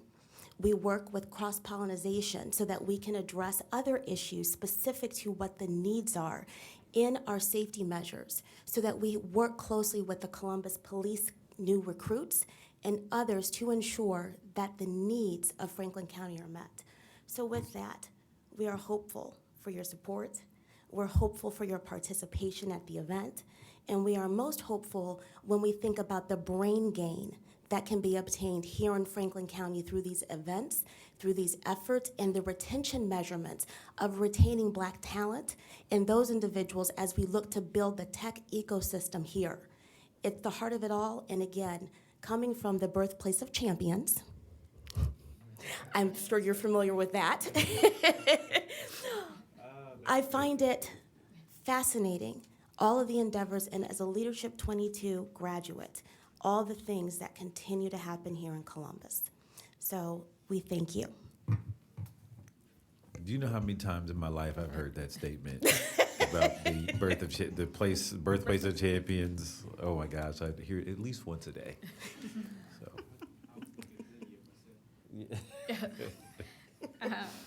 Okay. If there are no comments or questions, move for approval of Resolution 323-23. Second. Moved and seconded, voting Commissioner Crawley, Yes. Commissioner Boyce, Commissioner O'Grady. Yes. Resolution number 323-23 has been adopted. Thank you. Thank you. Resolution number 32423, resolution recognizing the 2023 to 2024 Racial Equity Council members. Good morning, Commissioners and County Administration. Leandra Tracoros, Diversity, Equity, and Inclusion Administrator. The Office of Diversity, Equity, and Inclusion is excited to present this resolution to recognize the 2023 Racial Equity Council members that have made a commitment to proactively applying a racial equity and inclusion lens to how Franklin County government approaches recruiting, learning and development, programming, and service delivery. The council will serve from April 10th, 2023 to March 31st, 2024, and we have the 29 members in attendance with us virtually and in person today. The 2023 Racial Equity Council members' goals and activities will include promoting equity in hiring and recruiting efforts, utilizing diversity, equity, and inclusion best practices, developing performance measures to evaluate how diversity, equity, and inclusion is embedded in Board of Commissioner agencies, serving as an advisory council in DEI-related matters, and assisting the Office of Diversity, Equity, and Inclusion in implementation of Racial Equity Council recommendations, and tell our story about how Franklin County is ingraining racial equity into operations and services by serving on a community service project. In addition to the goals and activities mentioned, our council members will continue work to carry out the action steps identified by the 2022 Racial Equity Council to further DEI initiatives.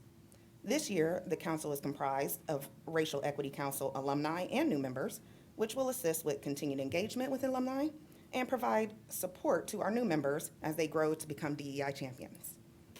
The Office of Diversity, Equity, and Inclusion would like to thank the commissioners, County Administrator Kenneth Wilson, Deputy County Administrators Joy Bivens, Chris Long, Eric Janis, and Courtney Kerrigan of Raising the Bar Performance Group for your continued support. We look forward to continuing the journey of collaboration with Board of Commissioners and County Administration to implement diversity, equity, and inclusion throughout our Board of Commissioner agencies in Franklin County. We would like to formally recognize the following members of the 2023 Franklin County Racial Equity Council: Carla Wallace, Board of Commissioners; Kevin Pangrace, Board of Commissioners; Dayla Murphy, Board of Commissioners; Murphy Anderson, Job and Family Services; Rahel Nuguse, Job and Family Services; Kayla Starks, Job and Family Services; Kenya Morgan Gardner, Job and Family Services; Michael Williams II, Job and Family Services; Dan Vaccarella, Job and Family Services; Maria Durbin, Job and Family Services; Tiffany Stevens, Office on Aging; Brandon Halliburton, Office on Aging; Elisa Perkins, Office on Aging; Rebecca Harmon, Office on Aging; Barbara Sullivan, Office on Aging; Larice Cohens, Office on Aging; Janae Cosby, Economic Development and Planning; Marcus Duemo, Economic Development and Planning; Jonna Sells, Emergency Management and Homeland Security; Jeremy Willett, Public Facilities Management; Yolanda Elliott, Animal Care and Control; Elizabeth Manns, Human Resources; Kevin Greenwood, Justice Policy and Programs; Marcia White, Justice Policy and Programs; Token Carter, Justice Policy and Programs; Jonathan Abram, Child Support Enforcement Agency; Curtis Brown, Office of Management and Budget; Tyler Lowry, Public Affairs; Sierra Ferris, Economic Development and Planning; and Teresa Bird, Sanitary Engineering. Any questions? We respectfully request the approval of this resolution. Any comments or questions? All right, hearing none, I move for approval of Resolution 32423. Second. Moved and seconded, voting, Commissioner Crawley. Yes. Commissioner Boyce. Yes. Commissioner O'Grady. Yes. Resolution number 32423 has been adopted. Thank you so much. Have a great day. Thank you. Thank you, you too. All right, Economic Development and Planning. Resolution number 32523, resolution authorizing an economic development agreement with One Columbus to conduct economic development activities on behalf of the Franklin County Board of Commissioners in the amount of $1 million. Good morning, everyone, Commissioners. Emmanuel Torres, Franklin County Economic Development and Planning. And this first resolution seeks your approval to authorize a 2023 annual partner agreement with One Columbus to support their Central Ohio Regional Economic Development activities, which is to focus on new business development, job creation, and job retention in Franklin County.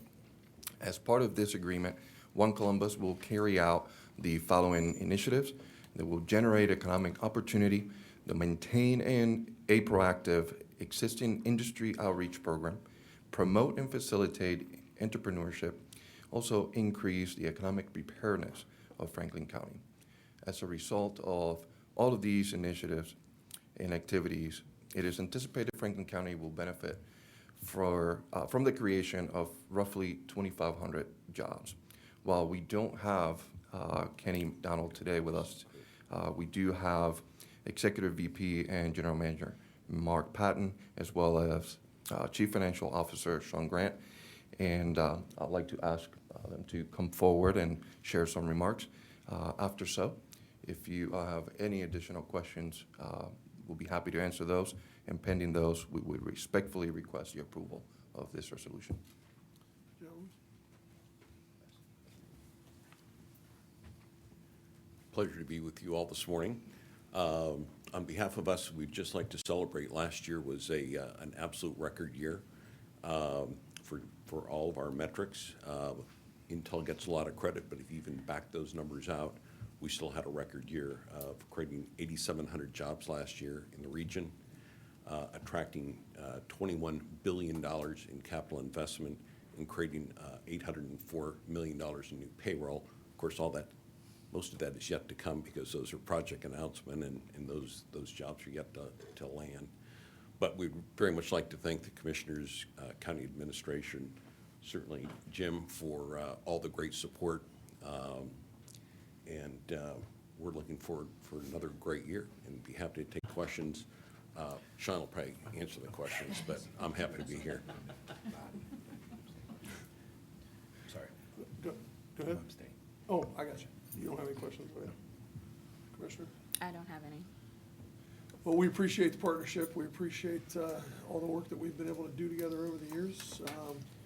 And we look forward to more success in the future. You guys have been there to support the work that we've done. We've been there, obviously, to try to help support the work that you've done over the years. Sean, did you have anything that you wanted to add? No, I just send Kenny's regrets for not being here in person. Just echoing Mark's comments with regards to your support for our organization over the years. Excuse my voice, I'm just overcoming COVID, so I was out all last week, so my voice is kind of in and out, so bear with me. But I want to thank you for your continued support of our organization. All the things that we talk about in this session, which has been really informative about us being the most prosperous region in the world, those are great aspirations, but we'll be defined by those folks that we help on the lower end of the economic ladder, and how do we describe ourselves or how we view ourselves as a community. And so even though we focus on becoming the most prosperous, it's actually how we raise the floor. It's going to help us be the most prosperous region in the United States, not raising the ceiling, by the way. So thank you for your continued support. And even as we're focused on economic growth in this community, we know the importance of the other side of that economic ladder. So thank you. That's great. Well, Kenny only sends me, things teasing me about my Irish heritage anymore because he's Scottish. But I've traveled with Kenny, I've traveled with Mark, I've traveled with Deb. We're planning a trip to Denmark, so Sean will have to invite you along. Terrific. And I would just, speaking of COVID, Commissioner Boyce, look forward to seeing you on Wednesday for our first in-person One Columbus board meeting. So we're very excited about that. Oh, is it not virtual? No, well. I mean, I can't log in on it? You though? can. You can. I can, but it's, okay. But we'd love to have you there. Okay. No, I won't be there, but I'll be on I'll be on the, yeah. All right. Well, thanks, guys. Terrific. Thank you. Thank you. If there are no comments or questions, move for approval of Resolution 325-23. Second. Moved and seconded, voting Commissioner Frawley, Yes. Commissioner O'Grady, Yes. Commissioner Boyce. Abstain. Resolution number 325-23 has been adopted with Commissioner Boyce's noted abstention. Resolution number 326-23, resolution authorizing the First Amendment to loan agreement adopted by resolution number 398-22 from the Franklin County Infrastructure Bank to the City of Whitehall for the Woodcliff redevelopment project in the amount of $2 million. Commissioners, again, this next resolution is to approve the First Amendment to the Franklin County Infrastructure Bank loan of $2 million to the City of Whitehall. The city had requested to change the pledged repayment source of the loan from their non-tax revenue to their income tax revenue of the city. On January 25th of 2023, the Franklin County Infrastructure Bank Loan Advisory Board reviewed the city's request and recommended approval by the Board of Commissioners of Franklin County. Pending any questions, I respectfully request the approval of this resolution. If there are no comments or questions, I move for approval of Resolution 326-23. Second. Moved and seconded, voting Commissioner Crawley. Yes. Commissioner Boyce. Yes. Commissioner O'Grady. Yes. Resolution number 32623 has been adopted. Thank you. Resolution number 32723, review a petition to annex 0.1 more or less acres from Sharon Township to the City of Columbus, case number ANX-11-23. Morning, Commissioners. Director James Schimmer, Economic Development and Planning. We have three resolutions we're going to take you through. This is the first one. This is a resolution to review a petition to annex 0.1 plus or minus acres from Sharon Township to the City of Columbus, case ANX-11-23. The attached resolution is considering an expedited annexation of 0.1 acres more or less from Sharon Township to the City of Columbus. The case number is ANX 1123. The owners are Michael and Linda McGarty. The site is Edgecliff Drive, parcel number 250-004731. Total perimeter of the site is approximately 224 feet. Approximately 189 feet, or 84%, is in fact contiguous to the City of Columbus.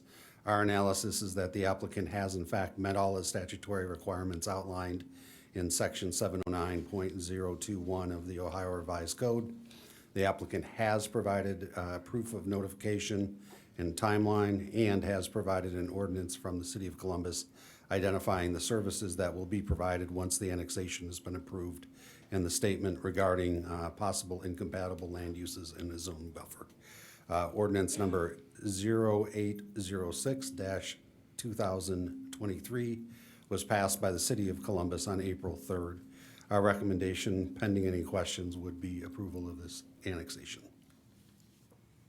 If there are no comments or questions, move for approval of Resolution 32723. Second. Moved and seconded, voting Commissioner Crawley. Yes. Commissioner Boyce. Yes. Commissioner O'Grady. Yes. Resolution number 32723 has been adopted. Resolution number 32823. Review a petition to annex 0.1 more or less acres from Sharon Township to the City of Columbus, case number ANX-12-23. Commissioners, this is a resolution to consider an expedited annexation of 0.1 acres more or less from Sharon Township to the City of Columbus. The case number is ANX-1223. The owners are Michael and Linda McGarity. The site is located at Edgecliff Drive, parcel identification number 250-004734. Again, the total perimeter of the site is 268 feet. Approximately 233 feet, or 86%, is contiguous to the City of Columbus. The applicant has met all of the statutory requirements outlined in 709-021 of the Ohio Revised Code.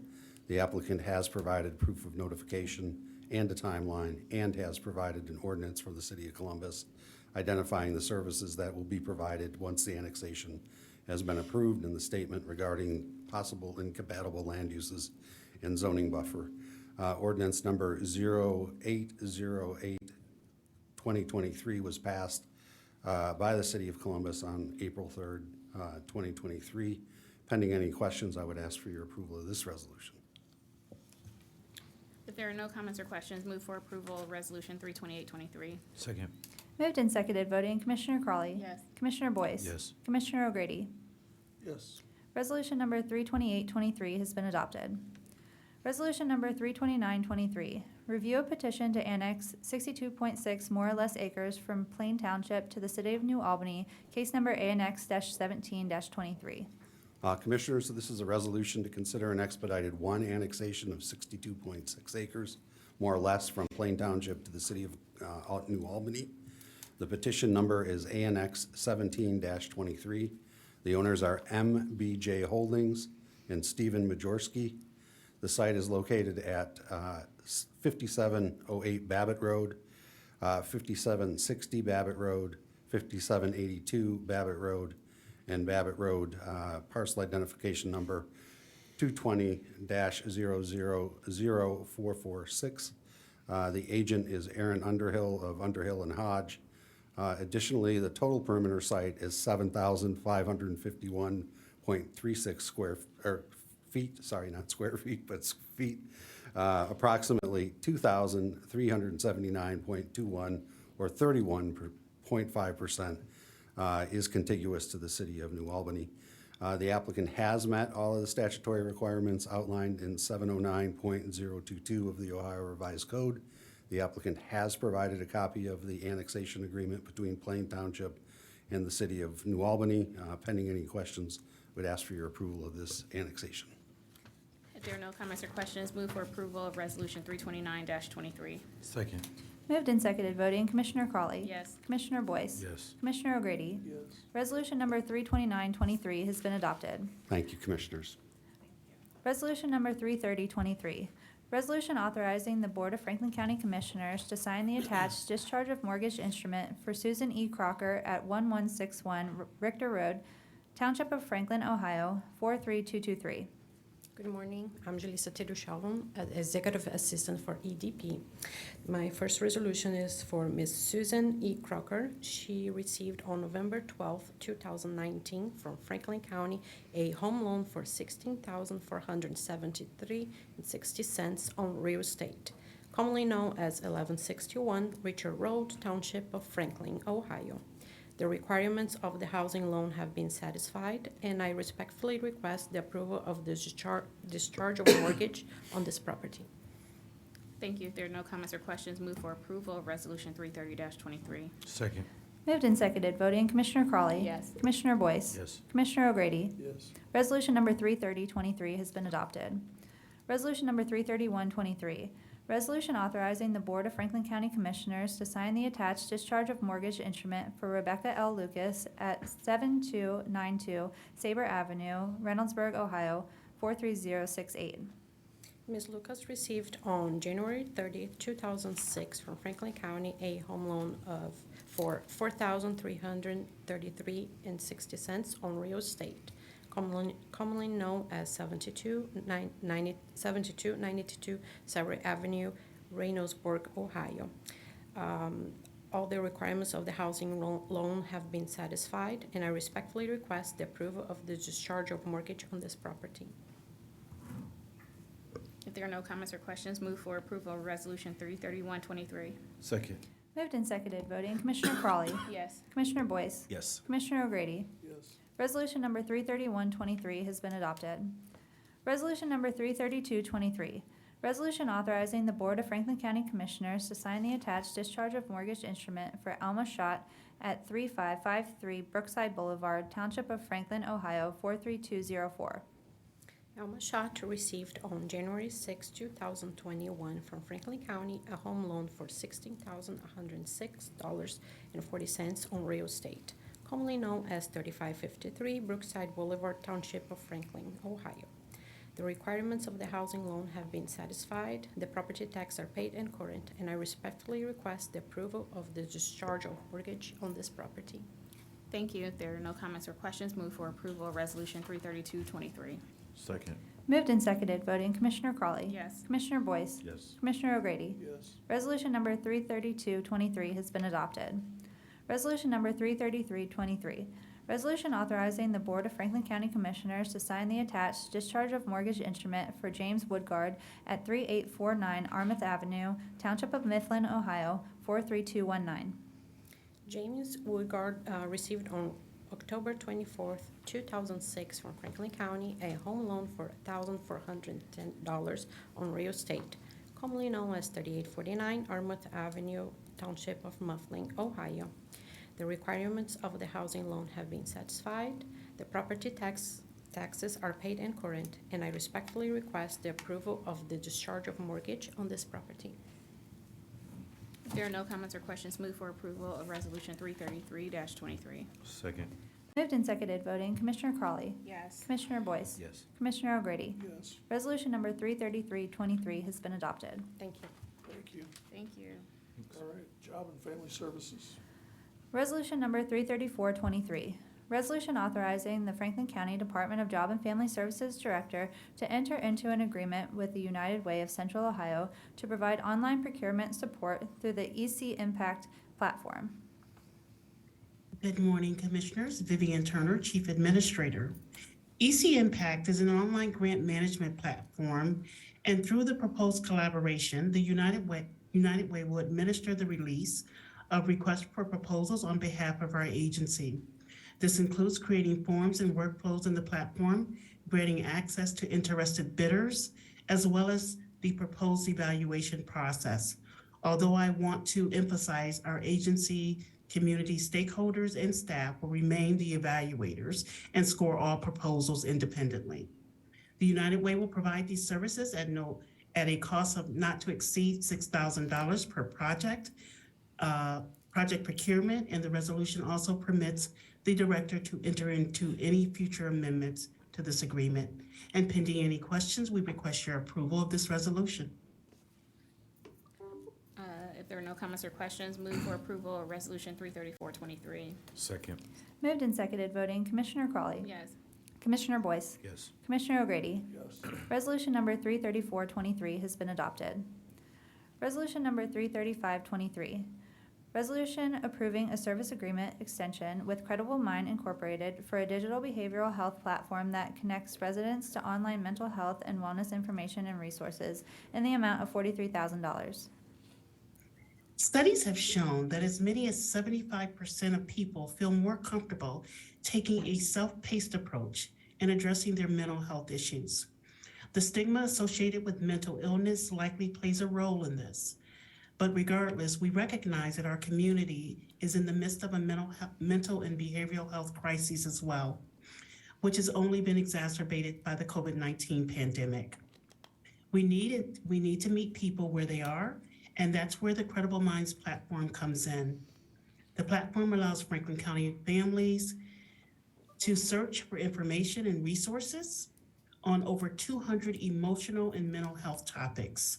Visitors to the site can take assessments and be connected with apps, podcasts, videos, articles, and books on the platform, all evidence-based approaches that are known to help a variety of mental health and to help with a variety of mental health and wellness topics.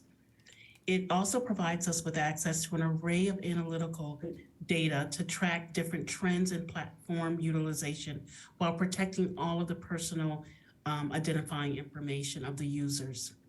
This agreement with Credible Mind aligns with goal number 9 of our Rise Together blueprint, and pending any questions, we request your approval of this resolution.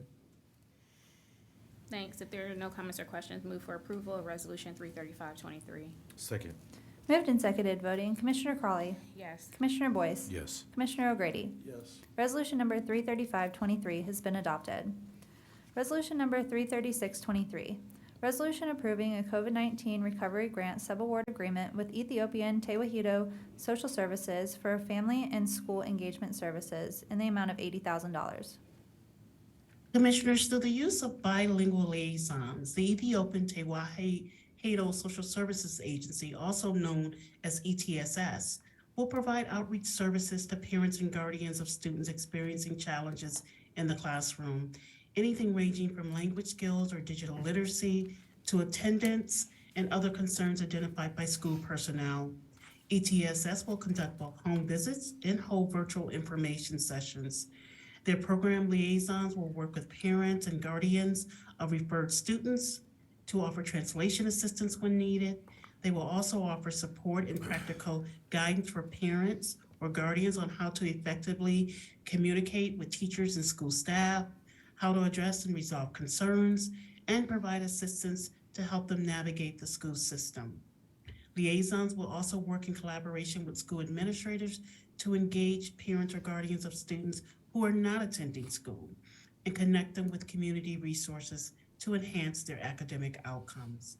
Over the first year of this pilot, ETS will serve a minimum of 50 families in the Whitehall School District. This agreement aligns with goal number 11 of our Rise Together Blueprint, and pending any questions, we request your approval. If there are no comments or questions, move for approval of Resolution 33623. Second.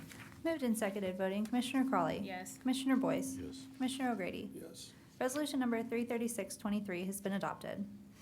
Resolution number 33723, resolution approving a contract between the Franklin County Department of Job and Family Services and LexisNexis, a division of Relics Incorporated, in the amount of $10,524.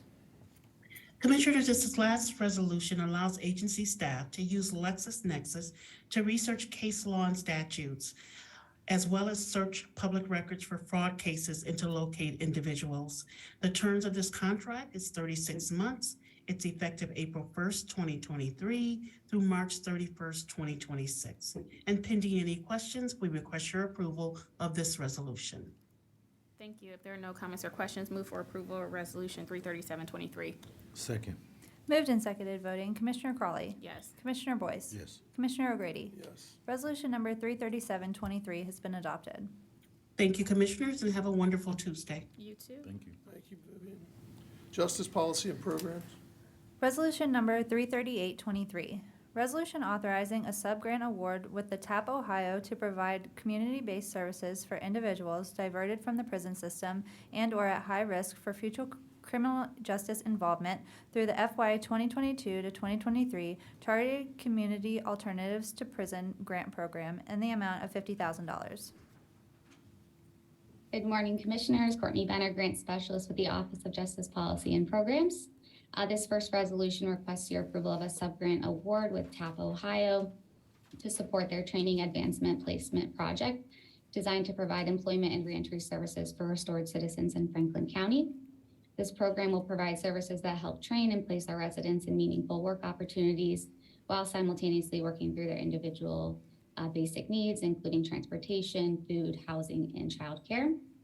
Funding through this contract would support placement, employment placement, and wraparound reentry services for up to 60 residents. Pending any questions, we respectfully request your approval of this resolution. If there are no comments or questions, move approval of Resolution 33823. Second. Moved and seconded, voting Commissioner Crawley. Yes. Commissioner Boyce. Yes. Commissioner O'Grady. Yes. Resolution number 33823 has been adopted. Resolution number 33923, resolution authorizing a contract renewal with Virtual Case Manager for web-based case management software licensure in the amount of $1,900. Our second resolution requests your approval of a contract renewal with Virtual Case Manager. This digital case management software system will allow our office to continue conducting real-time service reports, annotating geographical snapshots of service needs, frequency, and volume for residents receiving services through our various programs, including the Rapid Resource Center and the Female and Male Pathways programs. This database will further allow our ability to collect and report out on various outcomes measures that are pledged for our federal and state grant programs. Pending any questions, we respectfully request your approval of this resolution. Thank you. If there are no comments or questions, move approval of Resolution 33923. Second. Moved and seconded, voting Commissioner Crawley. Yes. Commissioner Boyce. Yes. Commissioner O'Grady. Yes. Resolution number 33923 has been adopted. Thank you. Thank you. Public Facilities Management. Resolution number 34023. Resolution authorizing a supplemental contract with Garland DBS Incorporated for the provision of roofing material and services for the Franklin County Sheriff's Substation in the amount of $477,232. Good morning, Commissioners. Vivian Alexander, Chief Operating Officer, Public Facilities Management. This resolution authorizes a supplemental contract with Garland/DBS Incorporated for a replacement roof for the Franklin County Sheriff's Substation located at 1945 Phoebus Avenue. This project is part of PFM's ongoing facility preservation activities. Pending any questions, we request your approval of this resolution. Thank you. If there are no comments or questions, move for approval of Resolution 340-23. Second. Moved and seconded, voting Commissioner Crawley. Yes. Commissioner Boyce. Yes. Commissioner O'Grady. Yes. Resolution number 340-23 has been adopted. Resolution number 341-23. Resolution authorizing execution of a parking agreement with Capital South Community Urban Redevelopment Corporation for leased parking spaces in a parking facility located at 55 East Rich Street in support of the operation of county elected offices and agencies in the amount of $5,774,000. Good morning, Commissioners. Darla Reardon, Director of Public Facilities Management. This resolution authorizes execution of a parking agreement with Capital South Community Urban Redevelopment Corporation for at least 800 leased parking spaces in the Columbus Commons parking garage located at 55 East Rich Street in support of the operation of county elected offices and agencies. An RFP process was utilized and one response was received. This is a 5-year agreement. This parking initiative has been a collaborative effort involving county administration, purchasing, human resources, the Office of Management and Budget, and the prosecutor's office. And PFM appreciates everyone's assistance. Pending any questions, we request your approval of this resolution. All right, if there are no comments or questions, move approval of Resolution 341-23. Second. Moved and seconded, voting Commissioner Crawley. Yes. Commissioner Boyce. Yes. Commissioner O'Grady. Yes. Resolution number 341-23 has been adopted. Thank you, Commissioners. Have a great day. Thanks, Thank you, Darla. you too. Human Resources. Resolution number 342-23. Resolution authorizing an agreement with The Ohio State University to provide the mobile mammography unit and other scheduled services at various employment locations within the Franklin County Cooperative Health Improvement Program. Good morning, Commissioners. Jody Leese, Assistant Director of Human Resources. This resolution authorizes an agreement with OSU to bring mobile breast cancer screening and mobile mammography to multiple county locations, including the downtown campus and JFS North, East, and West. And the services are provided at no cost for members who are covered under the Cooperative's health plan.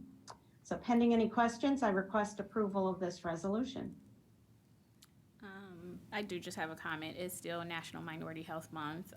And so, you know, if you have not done so already, please schedule your physicals and your screenings like a mammogram. So thank you for providing this service to our folks. Thank you. If there are no additional comments or questions, move for approval. Resolution 342-23. Second. Moved and seconded, voting Commissioner Crawley. Yes. Commissioner Boyce. Yes. Commissioner O'Grady. Yes. Resolution number 342-23 has been adopted. Resolution number 343-23. Resolution authorizing a contract extension with the Columbus Running Company, LLC, for event management services for the Franklin County Cooperative Health Improvement Program in the amount of $14,600. This resolution secures the Columbus Running Company event management services for the 2023 Franklin County 5K and Thrive On Challenge. As they have provided for the past 4 races, CRC will manage the registration process, the distribution of race packets, race day logistics, as well as securing all permits and safety services on the day of the in-person race.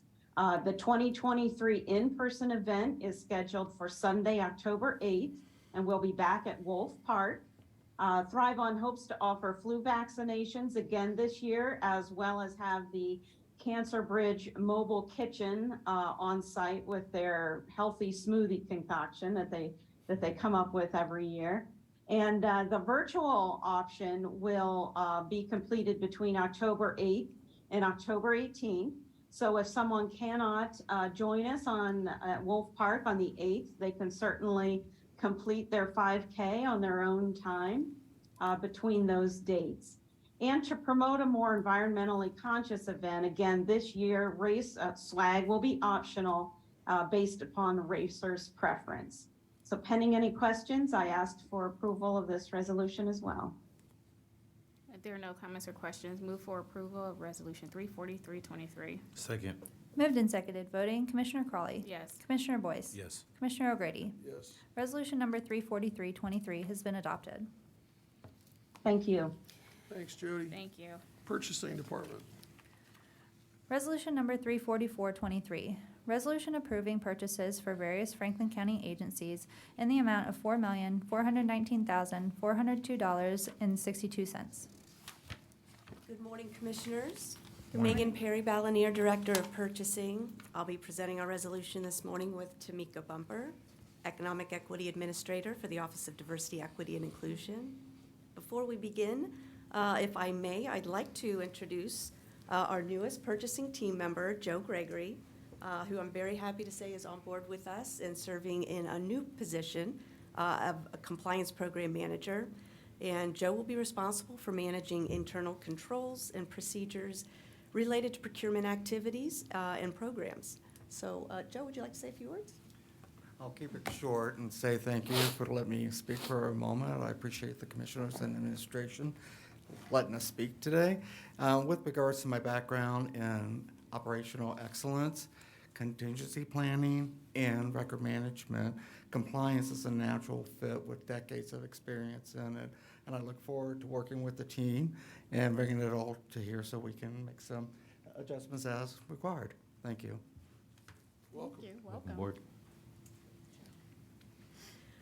All right, thank you, Commissioners. You will see Joe potentially presenting the PO resolution occasionally. He'll actually be at briefing on Thursday. So this resolution, though, that's before you is requesting your approval of 209 purchase orders for which the county auditor has pre-certified available funding. And I'll turn it over to Tamika for this week's SEBE information.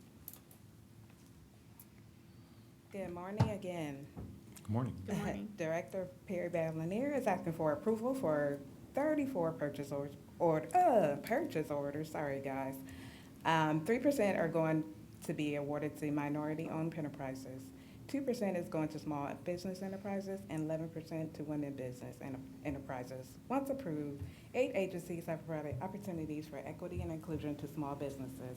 These include the Clerk of Court, Court of Common Pleas, the Engineer Office, Franklin County Board of Developmental Disabilities, Human Resources, Office on Aging, Prosecutor Attorney Office, Sheriff's Office, and pending any questions, we request your approval of this resolution. Oh, if there are no comments or questions, move for approval of Resolution 34423. Second. Moved and seconded, voting Commissioner Crawley. Yes. Commissioner Boyce. Yes. Commissioner O'Grady. Yes. Resolution number 34423 has been adopted. Thank you. Thank you. On to the Board of Commissioners. Resolution number 34523, resolution authorizing receipt of the Consolidated Appropriations Act 2022 Community Project Funding Award from the U.S. Department of Health and Human Services, Health Resources and Services Administration. Good morning, Commissioners. Lauren Rummel, Director of Government Affairs and Ethics. Good morning. The Consolidated Appropriations Act of 2022 authorized appropriations for community project funding or congressionally directed spending, or maybe better known as earmarks, to support health facilities construction and equipment for the provision of health, mental health, or substance abuse services. The U.S. Department of Health and Human Services, Health Resources Administration is actually responsible for the administration of this award under this authorization. We were grateful to Congresswoman Joyce Beatty and Senator Sherrod Brown for championing a $500,000 earmark for the Franklin County Crisis Care Center a couple years ago. And so while we continue to work through the administrative requirements of HRSA, this resolution authorizes acceptance of the award for the purpose of supporting the crisis care project as allowable under the grant, and attached to the resolution is the notice of award that outlines some of those conditions. So we appreciate the partnership of Adam H., Jonathan Thomas, Chief Operating Officer, and Monica Sarazuela, I believe, Director of Policy and Legislative Affairs, are on the call if you have any questions, and pending those, I ask for your approval. If there are no comments or questions, move for approval of Resolution 34523. Second. Moved and seconded, voting Commissioner Crawley. Yes. Commissioner Boyce. Yes. Commissioner O'Grady. Yes. Resolution number 34523 has been adopted. Resolution number 34623, resolution authorizing a contribution and cooperation agreement with the Central Ohio Transit Authority for transit services supporting the Franklin County Correctional Centers in the amount of $494,500. Good morning, Commissioners. Chris Long, Deputy Administrator, and Laura and I wanted to jointly present this resolution to you. For decades, as you know, the correction centers did not have any transportation for both inmates and staff, and at the leadership of this board and the leadership of CODA, that is no longer the case. This is a huge, huge move forward. I want to thank each and every one of you individually for bringing this across the finish line. Transportation started last fall. This resolution ratifies our agreement with CODA in partnership. This could not have taken place without, again, your leadership, the CODA board leadership. Asleen Rodriguez at CODA was instrumental, along with Lauren Rummel. Director Pride has been involved every step of the way with the sheriff's team to make sure that this is up and running. So again, we do have transportation services up and running since the fall at Jackson Pike and in existence at the new correctional facility. Pending any questions, would recommend your approval. If there are no comments or questions, move for approval of Resolution 34623. Second. Moved and seconded, voting Commissioner Crawley. Yes. Commissioner Boyce. Yes. Commissioner O'Grady. Yes. Resolution number 34623 has been adopted. Resolution number 34723, resolution authorizing the county administrator to enter into an agreement with MJ Martin Incorporated to provide ongoing training and additional services in conjunction with the new correction center. Commissioners, this resolution would continue the partnership with MJ Martin Incorporated to assist the sheriff's team in strategic inmate management planning, the ongoing phased opening of the new correction center, and ongoing training for policies, procedures, and work for both deputies and civilians at both corrections facilities to ensure that your investment continues to be a success in terms of the training itself. Pending any questions, would recommend your approval. There are no comments or questions, move for approval of Resolution 347-23. Second. Moved and seconded, voting Commissioner Crawley. Yes. Commissioner Boyce. Yes. Commissioner O'Grady. Yes. Resolution number 34723 has been adopted. Thank you. Resolution number 34823, resolution approving a settlement agreement with the Ohio Department of Transportation and approving the grant of 3 temporary construction easements to the Ohio Department of Transportation related to the Interstate 7071 construction project. Good morning, Commissioners. This is Jesse Armstrong, Assistant Prosecuting Attorney. This resolution would approve a settlement with the Ohio Department of Transportation to set the compensation due to the county related to 3 temporary easements that ODOT is appropriating related to the Interstate 70 at 71 construction project. This resolution would additionally authorize the county administrator to execute 3 construction easements to ODOT. Both the settlement agreement and the easement instruments have been reviewed and approved by the Franklin County Prosecutor's Office. And pending any questions, we would respectfully request approval of this resolution. Thank you. There are no comments or questions, move for approval of Resolution 348-23. Second. Moved and seconded, voting Commissioner Crawley. Yes. Commissioner Boyce. Yes. Commissioner O'Grady. Yes. Resolution number 34823 has been adopted. Resolution number 34923, resolution authorizing the county administrator to approve community grants and contracts for services, supplies, products, and goods for an amount not to exceed $1 million.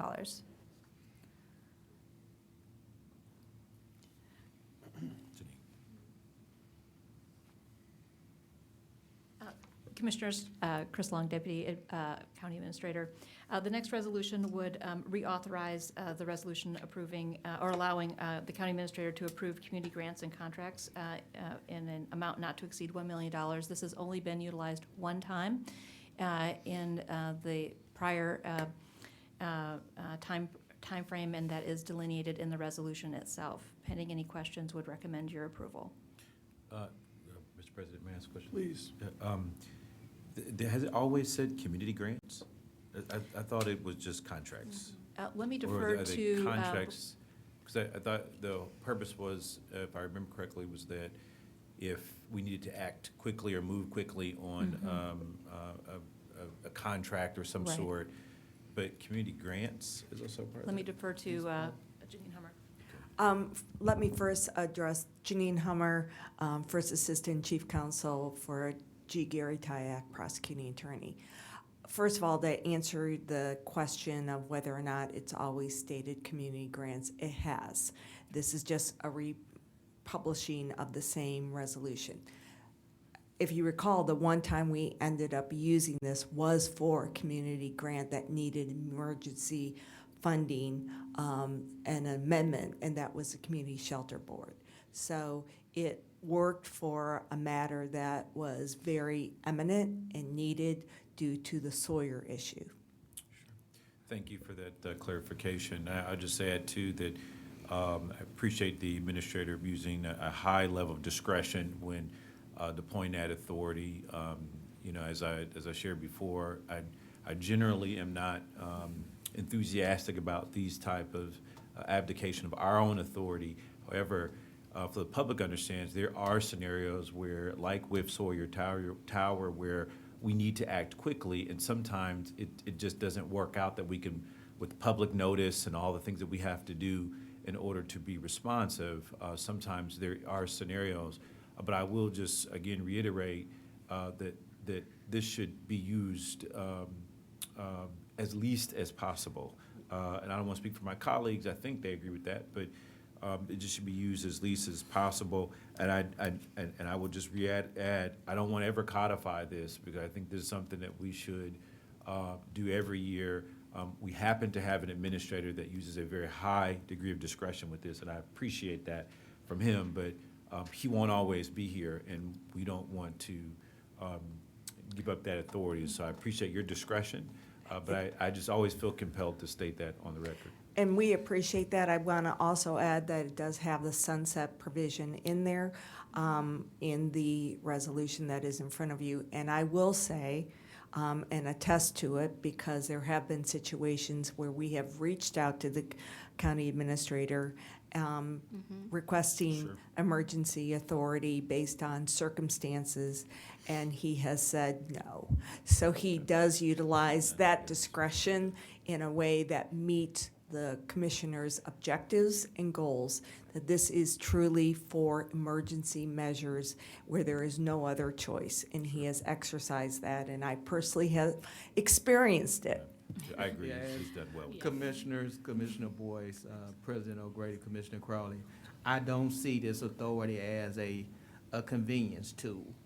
I see it to be used, I use the word, break glass in case of fire, to extinguish something that's emergent and something that has to be dealt with, and that individuals' safety and welfare would be impacted by us not using this authority. So it's just a blessing that we only had to use it one time, and that was an emergent situation that happened in the middle of the holidays and everything, how the normal course of business was different. So I see this as a vital thing to have in place, because we need to be responsive, and our county is growing in size, and complexity and situation could come up that I can't even imagine today. But I trust this. If I use this authority, I have your phone numbers. I let you know it's not something that I take lightly, being granted this authority. And as the chief prosecutor indicated, this authority again would sunset after December 3rd of 2024, and it will be up for consideration. And I would like to add one more point. In the resolution, you see there is a reporting requirement that each and every time it is used, and when it's used, you not only get a real-time notice of that it was used by both the prosecutor's office and the director of OMB. Mr. President. Yes, if I please. could. Thank you, President O'Grady. I want to echo what Commissioner Boyce said and just take it a step further. I think at the end of the day, like, we absolutely take our position as elected officials very seriously, and want the community to know that, you know, at the end of the day, we're responsible for taxpayer dollars. Like, they are not coming to County Administrator Ken Wilson to ask, what happened here. It will be the three of us. And so to the extent that we can, we should be able to answer and account for every single dollar. And so I have said it multiple times, I do not like abdicating some authority. I think it should always rest with us to the extent that it can. But I do have a question about the sunset provision, just because we did this last year, so why is it sunsetting in 24 versus 23? The reason is we missed the opportunity in January when it's sunset because of the county administrator being gone, and so I extended it to make up for time. And because we're trying to catch those periods, I'm worried about missing it again, so we gave it a longer period of time. Okay, all right, thank you. If there are no additional comments or questions, move for approval of Resolution 349-23. Second. Moved and seconded, voting Commissioner Crawley, Yes. Commissioner Boyce, Yes. Commissioner O'Grady. Yes. Resolution number 349-23 has been adopted. All right. Are there any journalizations today? Yes, we have 5. The 2023 committee assignments for the Board of Commissioners regarding the Franklin County Emergency Management Agency and Franklin County Investment Advisory Board have been updated to assign County Administrator Wilson. The noted assignments will be filed with today's meeting minutes for the record and be distributed to our internal and external partners who may be impacted by these selections. And then we have 4 from EDP. Case number ANX-18-23, a municipal annexation petition, ANX-18-23, was filed with the Franklin County Economic Development and Planning Department on April 13th, 2023. The petition is requesting to annex 0.40 acres from Truro Township to the City of Columbus. The petition will be considered by the Board of Commissioners on May 9th, 2023. Site public right-of-way along McNaughton Road, approximately 400 feet south of the intersection with East Broad Street. Case number ANX-19-23, an expedited Type 2 annexation petition, ANX-19-23, was filed with the Franklin County Economic Development and Planning Department on April 13th, 2023. The petition is requesting to annex 0.918 acres from Jackson Township to the City of Grove City. The petition will be considered by the Board of Commissioners on May 16th, 2023. Site 3972 Orders Road, PID number 160-001872. Case number ANX-20-23, an expedited Type 2 annexation petition, ANX-20-23, was filed with the Franklin County Economic Development and Planning Department on April 13th, 2023. The petition is requesting to annex 0.768 acres from Jackson Township to the City of Columbus. The petition will be considered by the Board of Commissioners on May 16th, 2023. Site 1874 Demorest Road, PID number 160-002099. And finally, case number ANX-21-23, an expedited Type 2 annexation petition, ANX-21-23, was filed with the Franklin County Economic Development and Planning Department on April 20th, 2023. The petition is requesting to annex 1.94 acres from Madison Township to the City of Groveport. The petition will be considered by the Board of Commissioners on May 23rd, 2023. Site 5600 Groveport Road, PID number 180-000921. Okay, thank you. Now we have Board of Commissioners resolution. Resolution number 350-23. Resolution of the Franklin County Board of Commissioners to convene into executive session for the purpose of considering personnel matters and to confer with the Franklin County Prosecutor's Office concerning pending or imminent litigation. Move to convene into executive session and consider the appointment, employment, dismissal, discipline, promotion, demotion, or compensation of a public employee or official, to confer with an attorney for the public body concerning disputes involving the public body that are the subject of pending or imminent court action. Moved and seconded, voting Commissioner Crawley. Yes. Commissioner Boyce. Commissioner O'Grady. Yes. Resolution number 350-23 has been adopted, and we are now in executive session. Can I also say that Ken and I have a interview that we have to get done, and we have the NAACP luncheon, so we need to hurry up.